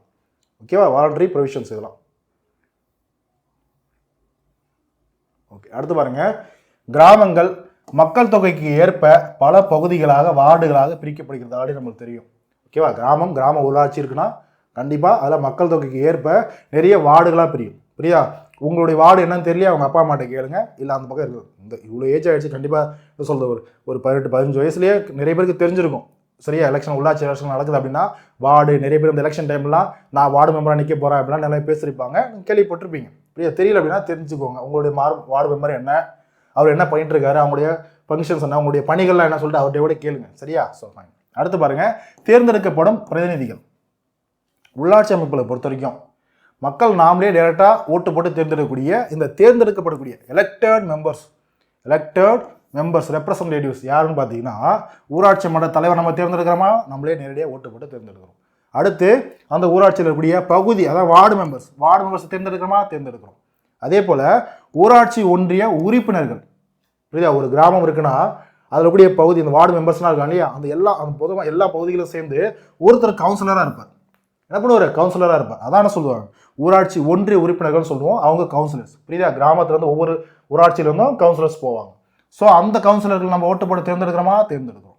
இது மட்டும் இல்லாமல் மாவட்ட ஊராட்சி இருக்கும் இல்லையா, அதனுடைய உறுப்பினர்கள், அதான் குழு உறுப்பினர்கள், வேற ஒன்றும் கிடையாது. அந்த உறுப்பினர்கள் எல்லாம் சேர்ந்தது தான் குழுன்னு சொல்லுவாங்க. அந்த உறுப்பினர்கள் என்ன பண்ணியிருப்பாங்க, ஒவ்வொரு ஊராட்சியில இருந்தும் ஒவ்வொரு பகுதியில இருந்தும் மக்கள்லாம் ஓட்டு போட்டு உள்ளாட்சி தேர்தலில் என்ன பண்ணியிருப்பாங்க, அந்த உறுப்பினர்கள்லாம் வந்திருப்பாங்க இல்லையா, அவங்க எல்லாம் சேர்ந்த ஒரு குழு, அதாவது குழு உறுப்பினர் கொடுத்துட்டாங்க, வேற ஒன்றும் கிடையாது. புரியுதா? இந்த இடத்துல நீங்கள் சிம்பிளாக மாவட்ட ஊராட்சி உறுப்பினர்கள் கூட போட்டுக்கலாம், தப்பு கிடையாது. புரியுதா? அந்த எல்லா உறுப்பினர்களும் சேர்ந்த ஒரு அமைப்பு தானே அந்த ஊராட்சி மாவட்ட ஊராட்சியோட குழுன்னு சொல்லுவோம். அதான், வேற ஒன்றும் கிடையாது. புரியுதா? இவங்க எல்லாத்தையுமே நம்ம நேரடியாக ஓட்டு போட்டு என்ன பண்ணுறோம், எலெக்ஷனில் தேர்ந்தெடுக்கிறோம். இவங்களா தேர்ந்தெடுக்கப்பட்ட பிரதிநிதிகள். புரிஞ்சுதாமா? தேர்ந்தெடுக்கப்பட்ட பிரதிநிதிகள். இப்போ மாவட்ட ஊராட்சியினுடைய தலைவரோ துணைத் தலைவரோ ஒன்றியத்தினுடைய தலைவரோ துணைத் தலைவரோ இவங்களாம் தேர்ந்தெடுக்கப்பட்ட உறுப்பினர்களாக கேட்டிங்கன்னா தேர்ந்தெடுக்கப்பட்ட உறுப்பினர்களாக தான் இருப்பாங்க. ஆனால் மக்களாகிய நாம் நேரடியாக தேர்ந்தெடுப்போமான்னு கேட்டால் கிடையாது. என்ன பண்ணுவாங்க, உறுப்பினர்கள் அவங்களுக்குள்ள யார் தலைவராக வரணும் துணைத் தலைவராக வரணும்ட்டு அவங்க தேர்ந்தெடுத்துப்பாங்க. புரிஞ்சுதா? So fine. அடுத்து பாருங்க, அடுத்த செகண்ட் டயரான கிராம ஊராட்சி ஊராட்சி ஒன்றியம். புரியுதா? அதாவது பார்த்தீங்கன்னா பிளாக் டெவலப்மெண்ட் ஆஃபீஸ்லாம் சொல்கிறோம் இல்லையா, அந்த பிடிஓ ஆஃபீஸ் கிட்டத்தட்ட என்னது, நம்ம என்ன சொல்லுவோம், ஒன்றிய ஊராட்சியிலேயே அப்படி என்ன சொல்லுவோம், யூனியன் பஞ்சாயத்துன்னு சொல்லுவோம். யூனியன் பஞ்சாயத்தில் நம்ம என்ன சொல்லுவோம், யூனியன் ஆஃபீஸ் தான். ரேட் கொஞ்சம் வேலை இருக்கடா, யூனியன் ஆஃபீஸ் வரைக்கும் போய் வரேன். வீட்டில் அப்பா சொல்லியிருப்பாரா, ஏதாவது ஒரு விவசாயம் சார்ந்தோ இல்லை வேறு ஏதாவது வேலைகள் சார்ந்தோ போயிருப்பார், ஏதாவது நலத்திட்டங்கள் சார்ந்தோ போயிருப்பார். ஓகேவா? ஸோ அடுத்து பாருங்க, இதுதான் அந்த ஊராட்சி ஒன்றியம். இந்த ஊராட்சி ஒன்றியம் பற்றி பார்க்கலாமா? பார்க்கலாம். ஊராட்சி ஒன்றியம் பாருங்க, பல கிராம ஊராட்சிகள், அந்த ஊராட்சி ஒன்றியம் ஒரு இடத்துல ஒன்றியம் இருக்குன்னா அந்த ஒன்றியத்துக்கு நிறைய ஊராட்சிகள் இருக்கும், நிறைய கிராமங்கள் இருக்கும். பல கிராம ஊராட்சிகள் ஒன்றிணைந்து ஊராட்சி ஒன்றியம் அமைக்கப்படுகிறதா? ஓகே. அடுத்து பாருங்க, ஒவ்வொரு ஊராட்சியிலும் ஒவ்வொரு கிராம ஊராட்சியிலும் ஒவ்வொரு கிராமத்தில் இருந்தும் கிராம ஊராட்சியிலும் ஊராட்சி ஒன்றிய உறுப்பினர், அதாவது கவுன்சிலர். இப்போ நம்ம பார்த்தோம் இல்லையா, நம்ம ஓட்டுப்பட்டு தேர்ந்தெடுப்போம்னு சொல்லிட்டு அந்த மாதிரி ஒரு கவுன்சிலர் ஒருத்தர் இருப்பார், தேர்ந்தெடுக்கப்படுறார். ஓகேவா? எப்படி, நேரடி தேர்தல் மூலமா நம்ம தேர்ந்தெடுக்கப்படுறார். ஓகேவா? ரைட். அடுத்து பாருங்க, ஒன்றிய உறுப்பினர்கள், இந்த மாதிரி வரக்கூடிய எல்லா இடத்துலேருந்து வரக்கூடிய கவுன்சிலர்கள் அவங்களாம் உறுப்பினர்கள் இல்லையா, ஒன்றியத்தினுடைய உறுப்பினர்கள், ஒன்றியத்தால் பொதுவாக கவுன்சிலர்ஸ். இந்த ஒன்றிய உறுப்பினர்கள் கவுன்சிலர்ஸ் தங்களுக்குள்ள ஒருத்தரை அந்த ஊராட்சி ஒன்றியத்தினுடைய தலைவராக தேர்ந்தெடுத்துப்பாங்க. அவங்க டிசைட் பண்ணிப்பாங்க, தலைவர் துணைத் தலைவரை அவங்க தேர்ந்தெடுத்துப்பாங்க. புரியுதா? அவங்க என்ன சொல்லுவாங்க, நம்ம சேர்மன் சொல்லிப்பாங்க. என்ன சொல்லிப்பாங்க, ஆங்கிலத்தில் சேர்மன் சொல்லிப்பாங்க. ஓகேவா? அடுத்து பாருங்க, துணைத் தலைவரையும் தேர்ந்தெடுத்துப்பாங்க. அவங்களே துணைத் தலைவர் யாருன்னு சொல்லிட்டு அவங்களுடைய அடுத்த மீதி இருக்கக்கூடிய கவுன்சிலர்ஸ் வச்சு அடுத்த யாருன்னு வந்து அவங்களே தேர்ந்தெடுத்துப்பாங்க. ஓகேவா? So fine. அடுத்து பாருங்க, வட்டார வளர்ச்சி அலுவலர். யாரு? இவர் தான் பிடிஓ, பிளாக் டெவலப்மெண்ட் ஆஃபீஸர். புரியுதா? பிளாக் டெவலப்மெண்ட் ஆஃபீஸர் அதனுடைய நிர்வாக தலைவர். ஓகேவா? ஸோ ஊராட்சி ஒன்றியத்தினுடைய இந்த யூனியன் ஆஃபீஸருடைய நிர்வாக அலுவலர் இவர் தான், அவர் தான் பிடிஓ. ஓகேவா? ரைட். அடுத்து பாருங்க, ஊராட்சி ஒன்றியம் வட்டார வளர்ச்சி பணிகளை மேற்கொள்கிறது. நல்லா பாருங்க, டிஸ்ட்ரிக்ட் ஆகட்டும், கிராமமாக இருக்கட்டும், இல்லை இடையில இருக்கக்கூடிய ஒன்றியமாகட்டும், புரியுதா, அந்த பகுதியில் இருக்கக்கூடிய அந்த பிளாக்குடைய வட்டார பணிகளை, வளர்ச்சி பணிகளை மேற்கொள்றது யாரு, முக்கியமான பவர்ஸ் யாருக்கு இருக்குன்னா இந்த பிடிஓ ஆஃபீஸுக்கு தான் இருக்கு. புரியுதா? ஸோ பார்த்துக்கோங்க. அடுத்து பாருங்க, ஸ்கூல் புக்ஸில் கொடுத்துக்கூடிய டேட்டா மேபி இது வேரி ஆகலாம், பார்த்துக்கோங்க. நீலகிரி, பெரம்பலூரில் என்னது குறைந்தபட்சமாக தமிழ்நாட்டில் குறைந்தபட்சமாக இருக்கக்கூடிய அந்தந்த ஒன்றியங்களில், ஸோ இந்தந்த மாவட்டங்களில் 4 ஊராட்சி ஒன்றியங்கள் அப்படின்றத கொடுத்துருக்காங்க. சரியா? எது ஸ்கூல் புக்ஸில் கொடுத்துருக்க டேட்டா நம்ம அஃபீஷியல் நம்முடைய எலெக்ஷன் கமிஷன் தமிழ்நாடு நம்ம தேர்தல் ஆணையத்தில் எடுத்து நம்ம பார்த்தோம் அப்படின்னா அதில் தனியாக கொடுத்துருப்பாங்க. அதை நம்ம டீட்டெயிலாகவும் பார்க்கலாம், நீங்கள் தனியாக நம்ம டைப் பண்ணி சர்ச் பண்ணி பார்த்துக்கலாம். ஓகேவா? ஸோ இது புக்கில் கொடுத்துருக்கூடிய டேட்டா. ஓகேவா? ஸோ அடுத்து பாருங்கள், ஊராட்சி ஒன்றியத்தினுடைய யூனியன் பஞ்சாயத்தினுடைய அதாவது பிளாக் டெவலப்மெண்ட் அந்த ஆஃபீஸ் இதை சார்ந்து ஊராட்சி ஒன்றியத்தினுடைய வளர்ச்சி பணிகளை மேற்பார்வையிடுவோர். யாரெல்லாம் மேற்பார்வையிடலாம்? யாருன்னு பார்த்தீங்கன்னா மாவட்ட ஆட்சியர் மேற்பார்வையிடுவார், திட்ட அலுவலர் மேற்பார்வையிடுவார். அந்த ஆஃபீஸினுடைய பொதுவாக அதை சார்ந்த நிர்வாக ஆஃபீஸ் இருக்கக்கூடிய வட்டார வளர்ச்சி அலுவலரும் அதை பிடிஓ அவரும் என்ன பண்ணுவார், அதை மேற்பார்வை. இந்த 3 பேருமே ஊராட்சி ஒன்றியத்தினுடைய வளர்ச்சி பணிகளை மேற்பார்வையிடுவாங்க. புரியுதா? ஃபார் எக்ஸாம்பிள் இப்போ நம்ம மகாத்மா காந்தி ரூரல் அந்த இருக்கு இல்லையா, so NREGA, so MG NREGA அதை சார்ந்த திட்டங்கள் இப்போ வேலை நடக்குது அப்படின்னா டிஸ்ட்ரிக்ட் கலெக்டர் வரலாம், பிடிஓ வரலாம், திட்ட அலுவலரும் வரலாம். எதுக்காக? மேற்பார்வையிடுவதற்காக. ஸோ எல்லாம் ஒரு எக்ஸாம்பிள். ஓகேவா? அடுத்து பாருங்க, இந்த ஊராட்சி ஒன்றியத்தினுடைய பணிகள். இப்போ இந்த ஊராட்சி ஒன்றியத்தினுடைய பணிகள் எப்படி நம்ம கிராம ஊராட்சியுடைய பணிகள் பார்த்தோம். இப்போ இவங்களுடைய பணிகள் என்னன்னா குடிநீர் வழங்குறது, அந்த வட்டாரம் சார்ந்த எந்த ஒரு வேலைகள் வளர்ச்சிகளாக இருந்தாலும் இவங்க பார்த்துக்கணும், இவங்களும் பார்க்கணும். ஓகேவா? கிராம சுகாதார நிலையம்ன்றது பிரைமரி ஹெல்த் சென்டர்லேயே கிராம சுகாதார நிலையம்ன்றது அமைக்கப்படணும். அதை சார்ந்து பொதுவாக அந்த ஏரியா சார்ந்திருக்கக்கூடிய சாலைகளை பராமரிக்கணும். மகப்பேறு விடுதிகளை நிறுவுதல். ஓகேவா? பொது கண்காட்சியை நடத்துறது. பொதுவாக கண்காட்சி ஏதாவது எக்ஸிபிஷன் நடக்கிறதா அதை நடத்துறது. புரியுதா? பொதுவாக அந்த வட்டாரம் சார்ந்து பெரிய அளவில் எதாவது நடத்தினாலும் எந்த ஒரு ஃபங்க்ஷன்ஸாக இருந்தாலும் இவங்க தான் செய்வாங்க. ஓகேவா? கால்நடை மருத்துவமனை நிறுவனத்து, சமூக காடுகளை பராமரித்தல், அப்புறம் துவக்கப்பள்ளி கட்டிடங்கள், பிரைமரி எஜுகேஷன் ஸ்கூல்ஸில் இல்லையா, ஸோ அந்த துவக்கப்பள்ளி கட்டிடங்களை கட்டிடங்கள் ஏதாவது பழுது இருக்குது அப்படின்னா அதை சீர் செய்யறது. இந்த மாதிரி வேலைகளை அவங்க செய்வாங்க. புரியுதா? ஸோ ஓகே, அடுத்து பாருங்க மாவட்ட ஊராட்சி. கடைசி அடுக்க பார்க்குறோம் கிராம உள்ளாட்சிகளில். உள்ளாட்சி அரசாங்கம் சரியா, ஒரு மாவட்டம் ஒரு கிராம ஊராட்சி இருக்கும். ஒரு மாவட்டம் ஒரு கிராம ஊராட்சி சரியா. பாருங்க 50,000 மக்கள் தொகை கிராம ஊராட்சி. மாவட்ட ஊராட்சி அப்படின்றது 50,000 மக்கள் தொகை தான் பேஸ்.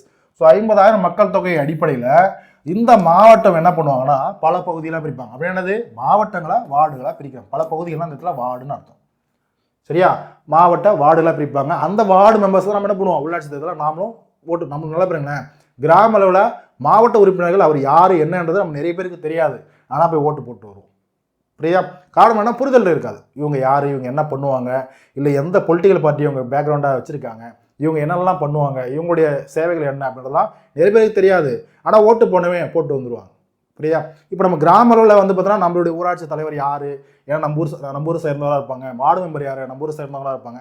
நம்ம அதெல்லாம் கொஞ்சம் கான்சன்ட்ரேஷன் பண்ணுவோம், யாருக்கு போடணுன்றதெல்லாம் டிசைட் பண்ணுவோம். ஆனால் இந்த மாதிரி மாவட்ட உறுப்பினர்களாகட்டும், இல்லை ஊராட்சி ஒன்றிய உறுப்பினர் கூட நம்ம ஊர் சேர்ந்தவங்கள யாராவது கவுன்சிலர் இருப்பாங்க, நம்ம சரி இந்த மாதிரி இவருக்கு போட்டுருமேன்னு போட்டுருவோம். ஆனால் மாவட்ட அளவில் நிறைய பேருக்கு தெரியாது, இருந்தாலும் போட்டு வந்துடும். யாரும் தெரியாமல் போட்டு வருவோம், நிறைய பேர் பண்ணுவோம் அது. சரியா? ஓகே டிஸ்ட்ரிக்ட் பஞ்சாயத்து வார்டு, அதான் டிஸ்ட்ரிக்ட் பஞ்சாயத்து வார்டுன்னு சொல்லுவோம், அதான் வார்டு. ஓகேவா? அடுத்து பாருங்க, இந்த பகுதி உறுப்பினர்கள், இந்த வார்டு மெம்பர்ஸ், டிஸ்ட்ரிக்ட் பஞ்சாயத்தை சேர்ந்த இந்த வார்டு மெம்பர்ஸ் மக்களால் நேரடியாக தேர்ந்தெடுப்பு. சொன்னோம் இல்லையா, மக்களால் நாமளே டேரெக்டாக ஓட்டு போட்டு தேர்ந்தெடுப்போம் உள்ளாட்சி தேர்தலில். ஓகேவா? அடுத்து பாருங்க, உறுப்பினர்கள் தங்களில் ஒருவரை, இப்போ தேர்ந்தெடுக்கப்பட்ட உறுப்பினர்கள் அவங்கள ஒருத்தரை தலைவர் துணைத் தலைவராக தேர்ந்தெடுத்துப்பாங்க. ஓகேவா? ஸோ இதனுடைய பதவி காலம் என்னது, 5 வருஷம் தான். கிராமத்துக்கும் அதான், ஊராட்சி ஒன்றியத்துக்கும் அதான், இதுக்கும் அதான், பொதுவாக 5 வருஷம். ஓகேவா? ஸோ இப்போ இவங்களுடைய பணிகள் என்ன, டைரெக்டாக இவங்களுடைய பணிகள் என்னது, கிராம ஊராட்சி, ஊராட்சி ஒன்றியம் வளர்ச்சி திட்டங்கள் குறித்து அரசுக்கு தெரியப்படுறது. ஏன்னா 3 அடுக்கில் இருக்கக்கூடிய ஒரு பெரிய ஒரு ஊராட்சின்றது மாவட்ட ஊராட்சி தானே. ஸோ இங்கே கீழே என்ன நடக்குதோ எல்லா விஷயத்தையும் கவர்மெண்ட்டுக்கு ட்ரான்ஸ்ஃபர் பண்ணுறது இவங்க தான். ஓகேவா? ஸோ மாவட்ட திட்ட ஆணையத்தின், அதாவது டிஸ்ட்ரிக்ட் பிளான் கமிஷன் பணிகளை மேற்பார்வையிடல். ஸோ அதை பணிகளை மேற்பார்வையிடுறது இவங்களுடைய வேலை. ஓகேவா? ஸோ அப்போ மாவட்ட அளவில் நடக்கக்கூடிய எல்லா விஷயத்தையும் கலெக்டர் என்ன பண்ணுவார், ஸோ அரசாங்கத்தோடு தொடர்பு இருக்கார் இல்லையா, ஸோ அவர் பார்த்துப்பார், அவர்கிட்ட தெரியப்படுத்துவார். இதில் இந்த ஒரு அமைப்பை சார்ந்தவங்களும் மாவட்ட ஊராட்சி சார்ந்தவங்களும் இது மூலயமாவும் தெரியப்படுத்துவாங்க. அரசியல் சார்ந்தும் போகும், நிர்வாகத்தை சார்ந்த இன்ஃபர்மேஷன் போகுமா கவர்மெண்ட்டுக்கு போகும், தெரியப்படுத்துவாங்க. அவ்வளோதான். ஸோ ஓகே, இப்போது இந்த 11வது என்ன சொல்லுவோம், நம்ம 11வது அட்டவணைன்னு பார்க்குறோம் இல்லையா. இந்த 11th ஷெட்யூல் இந்தியன் கான்ஸ்டியூஷனில் பிரிவு 245G என்ன சொல்லுது அப்படின்னா, கிராம உள்ளாட்சி, பொதுவாக உள்ளாட்சி அமைப்புகளுக்கான கிராம உள்ளாட்சி அமைப்புகளுக்கான பணிகள் மற்றும் அவங்களுடைய அதிகாரங்கள் அதை சார்ந்து சொல்கிறது தான் இந்த 243G. ஓகேவா? நம்ம ஒரு 21 பணிகள் பார்த்தோம் இல்லையா, அந்த 21 பணிகள் புக்கில் அழகாக வந்து பார்த்தோன்னா இது பண்ணியிருப்பாங்க. சரி, லிஸ்ட் அவுட் பண்ணியிருப்பாங்க. மேபி உங்களுக்கு வந்து பார்த்தீங்கன்னா கலர் ஏதாவது ப்ராப்ளமாக இருக்கலாம். ஸோ படிக்க முடியுதா இல்லையான்னு தெரியல. ஸோ இதெல்லாம் நீங்களே ஜஸ்ட்டு படிச்சு பாருங்கள், ஸ்கூல் புக்ஸில் ஒரு டைம் படிச்சு பாருங்கள். நான் சும்மா படிக்கிறதுல எந்த ஒரு யூஸும் கிடையாது. ஏன்னா ஆல்ரெடி ஒரு விஷயம் தான், தெரிஞ்ச விஷயம் தான். உங்கள் விவசாயம் விரிவாக்க பணிகள், நில மேம்பாடு, நில சீர்திருத்த சட்டங்களை அமல்படுத்துறது, சிறிய நீர் பாசனங்களை நிர்வகிக்கிறது, கால்நடை வளர்ப்பு, கோழி வளர்ப்பு, சரியா, மீன் வளர்ப்பு, சமூக காடுகள், பண்ணை காடுகள், இதெல்லாம் என்ன சொல்கிறது, இதெல்லாம் நிர்வகிக்கிறது, பராமரிக்கிறது, சிறு காடுகள் மூலம் உற்பத்தி செய்கிறது, சிறு தொழில்கள், உதவு படுத்தம் தொழில்கள், காதி, கிராமம் மற்றும் குடிசை தொழில்கள், ஊரக வீட்டு வசதி, குடிநீர் வழங்குறது, எரிபொருள், கால்நடை தீவனம், சாலைகள் போகிறது, சிறிய மேம்பாலங்கள், பெரிய பாலங்கள், சரியா, படகு, நீர்வழிகள், இதெல்லாம் அந்தந்த கிராமங்களை சார்ந்து என்ன சொல்கிறது இன்ஃபர்மேஷன், சரி, அந்த கிராமங்களை சார்ந்து அப்ளிகேஷன்ஸ் இருக்குதான் பண்ணுவாங்க. இல்லாத இடத்துல போய் படகு நீர்வழிகள்லாம் பண்ண முடியுமா? ஸோ பார்த்து இருக்கிற இடத்துல ஓகே. அடுத்து ஊரக மின்மயமாக்கல், மின் விநியோகம் பண்ணுறது, அது சார்ந்த விஷயம். மரபுசாரா எரிசக்தி ஆதாரங்கள், வறுமை ஒழிப்பு திட்டங்கள், பொதுவாக கவர்மெண்ட் கொண்டு வர ஸ்கீம்ஸும் இம்ப்ளிமெண்ட் பண்ணுவாங்க இல்லையா. இப்போ வறுமை ஒழிப்பு திட்டங்கள், தொடக்க கல்வி, மேல்நிலை கல்வி, தொழில்நுட்ப பயிற்சி, பாருங்கள் தொழில்நுட்ப பயிற்சி, நூலகம் அமைக்கிறது, கலாச்சார நடவடிக்கைகள், கல்ச்சரல் ஆக்டிவிட்டிஸ், சரியா. ஸோ அடுத்து சுகாதாரம், துப்புரவு, மருத்துவமனைகள், ஆரம்ப சுகாதாரம் மையங்கள், மருந்தகங்கள், மெடிசன்ஸ், சரி மெடிக்கல்ஸ் இருக்கு இல்லையா அது. அடுத்து குடும்ப நலன், பெண்கள், குழந்தைகள் மேம்பாடு, சமூக நலம், இதெல்லாம் ஜஸ்ட் படித்து பார்த்தீங்கன்னா உங்களுக்கே தெரியும், சரியா. ஸோ அதே போல் வந்து பொது விநியோக முறை, பொது விநியோக முறைன்றது ஒன்று கிடையாது. பிடிஎஃப் சிஸ்டம் இருக்கு இல்லையா, நம்ம நிறைய ரேஷன் கிடைக்கும் போது அந்த பிடிஎஃப் சிஸ்டம், பொதுவாக அந்த பிடிஎஃப் சிஸ்டம். அப்புறம் சமுதாய சொத்துக்களை நிர்வகித்தல். ஸோ இந்த மாதிரி இருக்கக்கூடிய எல்லா பணிகளையும் கிராம உள்ளாட்சி அமைப்புகள் மேற்கொள்கிறாங்க. கிட்டத்தட்ட ஒரு 29 பணிகள்ன்றது இருக்குது. ஓகேவா. ஸோ பார்த்துக்கோங்க. ஸோ கடைசியாக வந்து பார்த்தீங்கன்னா ஸோ இந்த கிராம உள்ளாட்சிகள் சம்மந்தப்பட்ட இந்திய அரசாங்கத்தில் இருக்கக்கூடிய அதாவது பகுதி 9 எதை பற்றி இந்திய அரசியலமைப்பு, கிராம உள்ளாட்சி அமைப்புகள் சார்ந்தது, பஞ்சாயத்து ராஜ் இன்ஸ்டிடியூஷன் சார்ந்தது. ஸோ அதில் கூடிய சட்டப்பிரிவுகள், முக்கியமான சட்டப்பிரிவுகள், ஒவ்வொரு சட்டப்பிரிவும் என்ன சொல்லுது அப்படின்றது ரொம்ப ரொம்ப எக்ஸாம் பாயிண்ட் ஆஃப்ல இம்பார்ட்டன்ட். ஓகேவா. அதே போல் ஸ்கூல் புக்ஸை பொறுத்த வரைக்கும் 29 பணிகள் இருக்கு இல்லையா. ஸ்கூல் புக்ஸில் 27 பணிகள் தான் இருக்கும். இன்னும் எக்ஸ்ட்ரா பார்த்தீங்கன்னா 2 பணிகள் இருக்குது. ஸோ அதை புக்கில் கொடுத்துருக்க மாட்டாங்க, சரியா. So fine. ஸோ அப்போது சட்டப்பிரிவு 243 என்ன சொல்கிறது, வரையறைகள், ஜஸ்ட் ஒரு டெஃபினிஷன்ஸ். 243 ஏன்றது கிராம சபை, சரியா. அப்போ கிராம சபைன்னு ஒன்று இருக்குது. ஸோ அதை பற்றி. அடுத்து 243 பி அப்படின்றது பஞ்சாயத்தினுடைய உருவாக்கம். நம்ம ஸ்டார்டிங்லேயே பார்த்துருப்போம், என்னது 20 லட்சத்துக்கு மேலே இருக்குது அப்படின்னா 3 அடுக்கு கொண்ட கிராமம், ஒன்றியம், மாவட்டம் சொல்லிட்டு 3 அடுக்கு கொண்ட பஞ்சாயத்து அமைப்புகளை உருவாக்கணும். அதான் என்னது பஞ்சாயத்தினுடைய உருவாக்கம் பற்றி சொல்லப்படுது. ஓகேவா. அடுத்து 243 சி பஞ்சாயத்தினுடைய அமைப்பு. பஞ்சாயத்தில் உருவாக்கப்படணும். யார் உருவாக்குவாங்க, அந்தந்த சம்பந்தப்பட்ட பகுதியில் இருக்கக்கூடிய அந்தந்த மாநில அரசு உருவாக்கும். புரியுதா. ஸோ அந்தந்த மாநில பகுதியில் இருக்கக்கூடிய அந்தந்த கிராம ஊராட்சிகளில் தலைவரையோ அங்கே இருக்கக்கூடிய உறுப்பினர்களையோ நேர்தல் தேர்தல் மூலயமாவோ இல்லை நியமனம் மூலம் பொதுவாக எப்படி பண்ணணும்னு சொல்லக்கூடிய அந்த ஒரு பஞ்சாயத்துக்கான அமைப்பை பற்றி சொல்கிறது. ஓகேவா. ஸோ அடுத்து 243 டின்றது இடஒதுக்கீடு பார்த்தோம் இல்லையா. ஸோ பெண்களுக்கோ இல்லை பட்டியல் மற்றும் அதை பட்டியல் நம்ம சொல்ல அட்டவணை. ஸோ அட்டவணைப்படுத்தப்பட்ட பட்டியல் அப்படின்னாலும் என்னது ஷெட்யூல் காஸ்ட். ஸோ அவங்களுக்கும் படி. அதே போல் பழங்குடியின மக்கள் பார்க்கக்கூடிய எஸ்டி பீப்புள். ஸோ இவங்களுக்கான இடஒதுக்கீடு பற்றி சொல்கிறது. அடுத்து 243 இ அப்படின்றது பஞ்சாயத்துடைய காலம், டியூரேஷன். ஓகேவா. அடுத்து பாருங்க 243 எஃப் உறுப்பினர்களுடைய தகுதி நீக்கம், டிஸ்குவாலிஃபிகேஷன் பண்ணுறது, டிஸ்குவாலிஃபை பண்ணி சொல்கிறது, டிஸ்குவாலிஃபிகேஷன் பற்றி சொல்கிறது. புரியுதா. So okay. சாரிம்மா, ஆக்சுவலாக எனக்கு உடம்பு சரியில்லை. ஸோ தான் ஃபாஸ்ட்டாக சொல்கிறேன், முடிஞ்சதாக தான் தொண்டை அடைக்குது. ஸோ பார்த்துக்கோங்க. அடுத்து 243 ஜி. 243 ஜின்றது பஞ்சாயத்துகளின் அதிகாரங்கள் மற்றும் பணிகள். இப்போ தான் நம்ம பார்த்தோம், அட்டவணையை பற்றினாங்க இல்லையா. ஸோ அந்த அட்டவணையில் இருக்கக்கூடிய மொத்தமாக நம்ம சொல்லக்கூடிய இந்த 29 பணிகளும் எங்கே லிஸ்ட் அவுட் பண்ணியிருக்காங்கன்னா இந்த ஆர்டிகல் நம்மளுக்கு சொல்லும். ஓகேவா. அடுத்து பாருங்கள் 243 ஹெச்.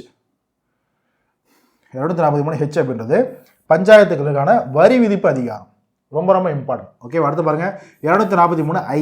ஹெச் அப்புறம் என்னது ஐ. ஸோ நிதிக்குழுவின் மூலம் நிதிநிலை ஆராய்தல்.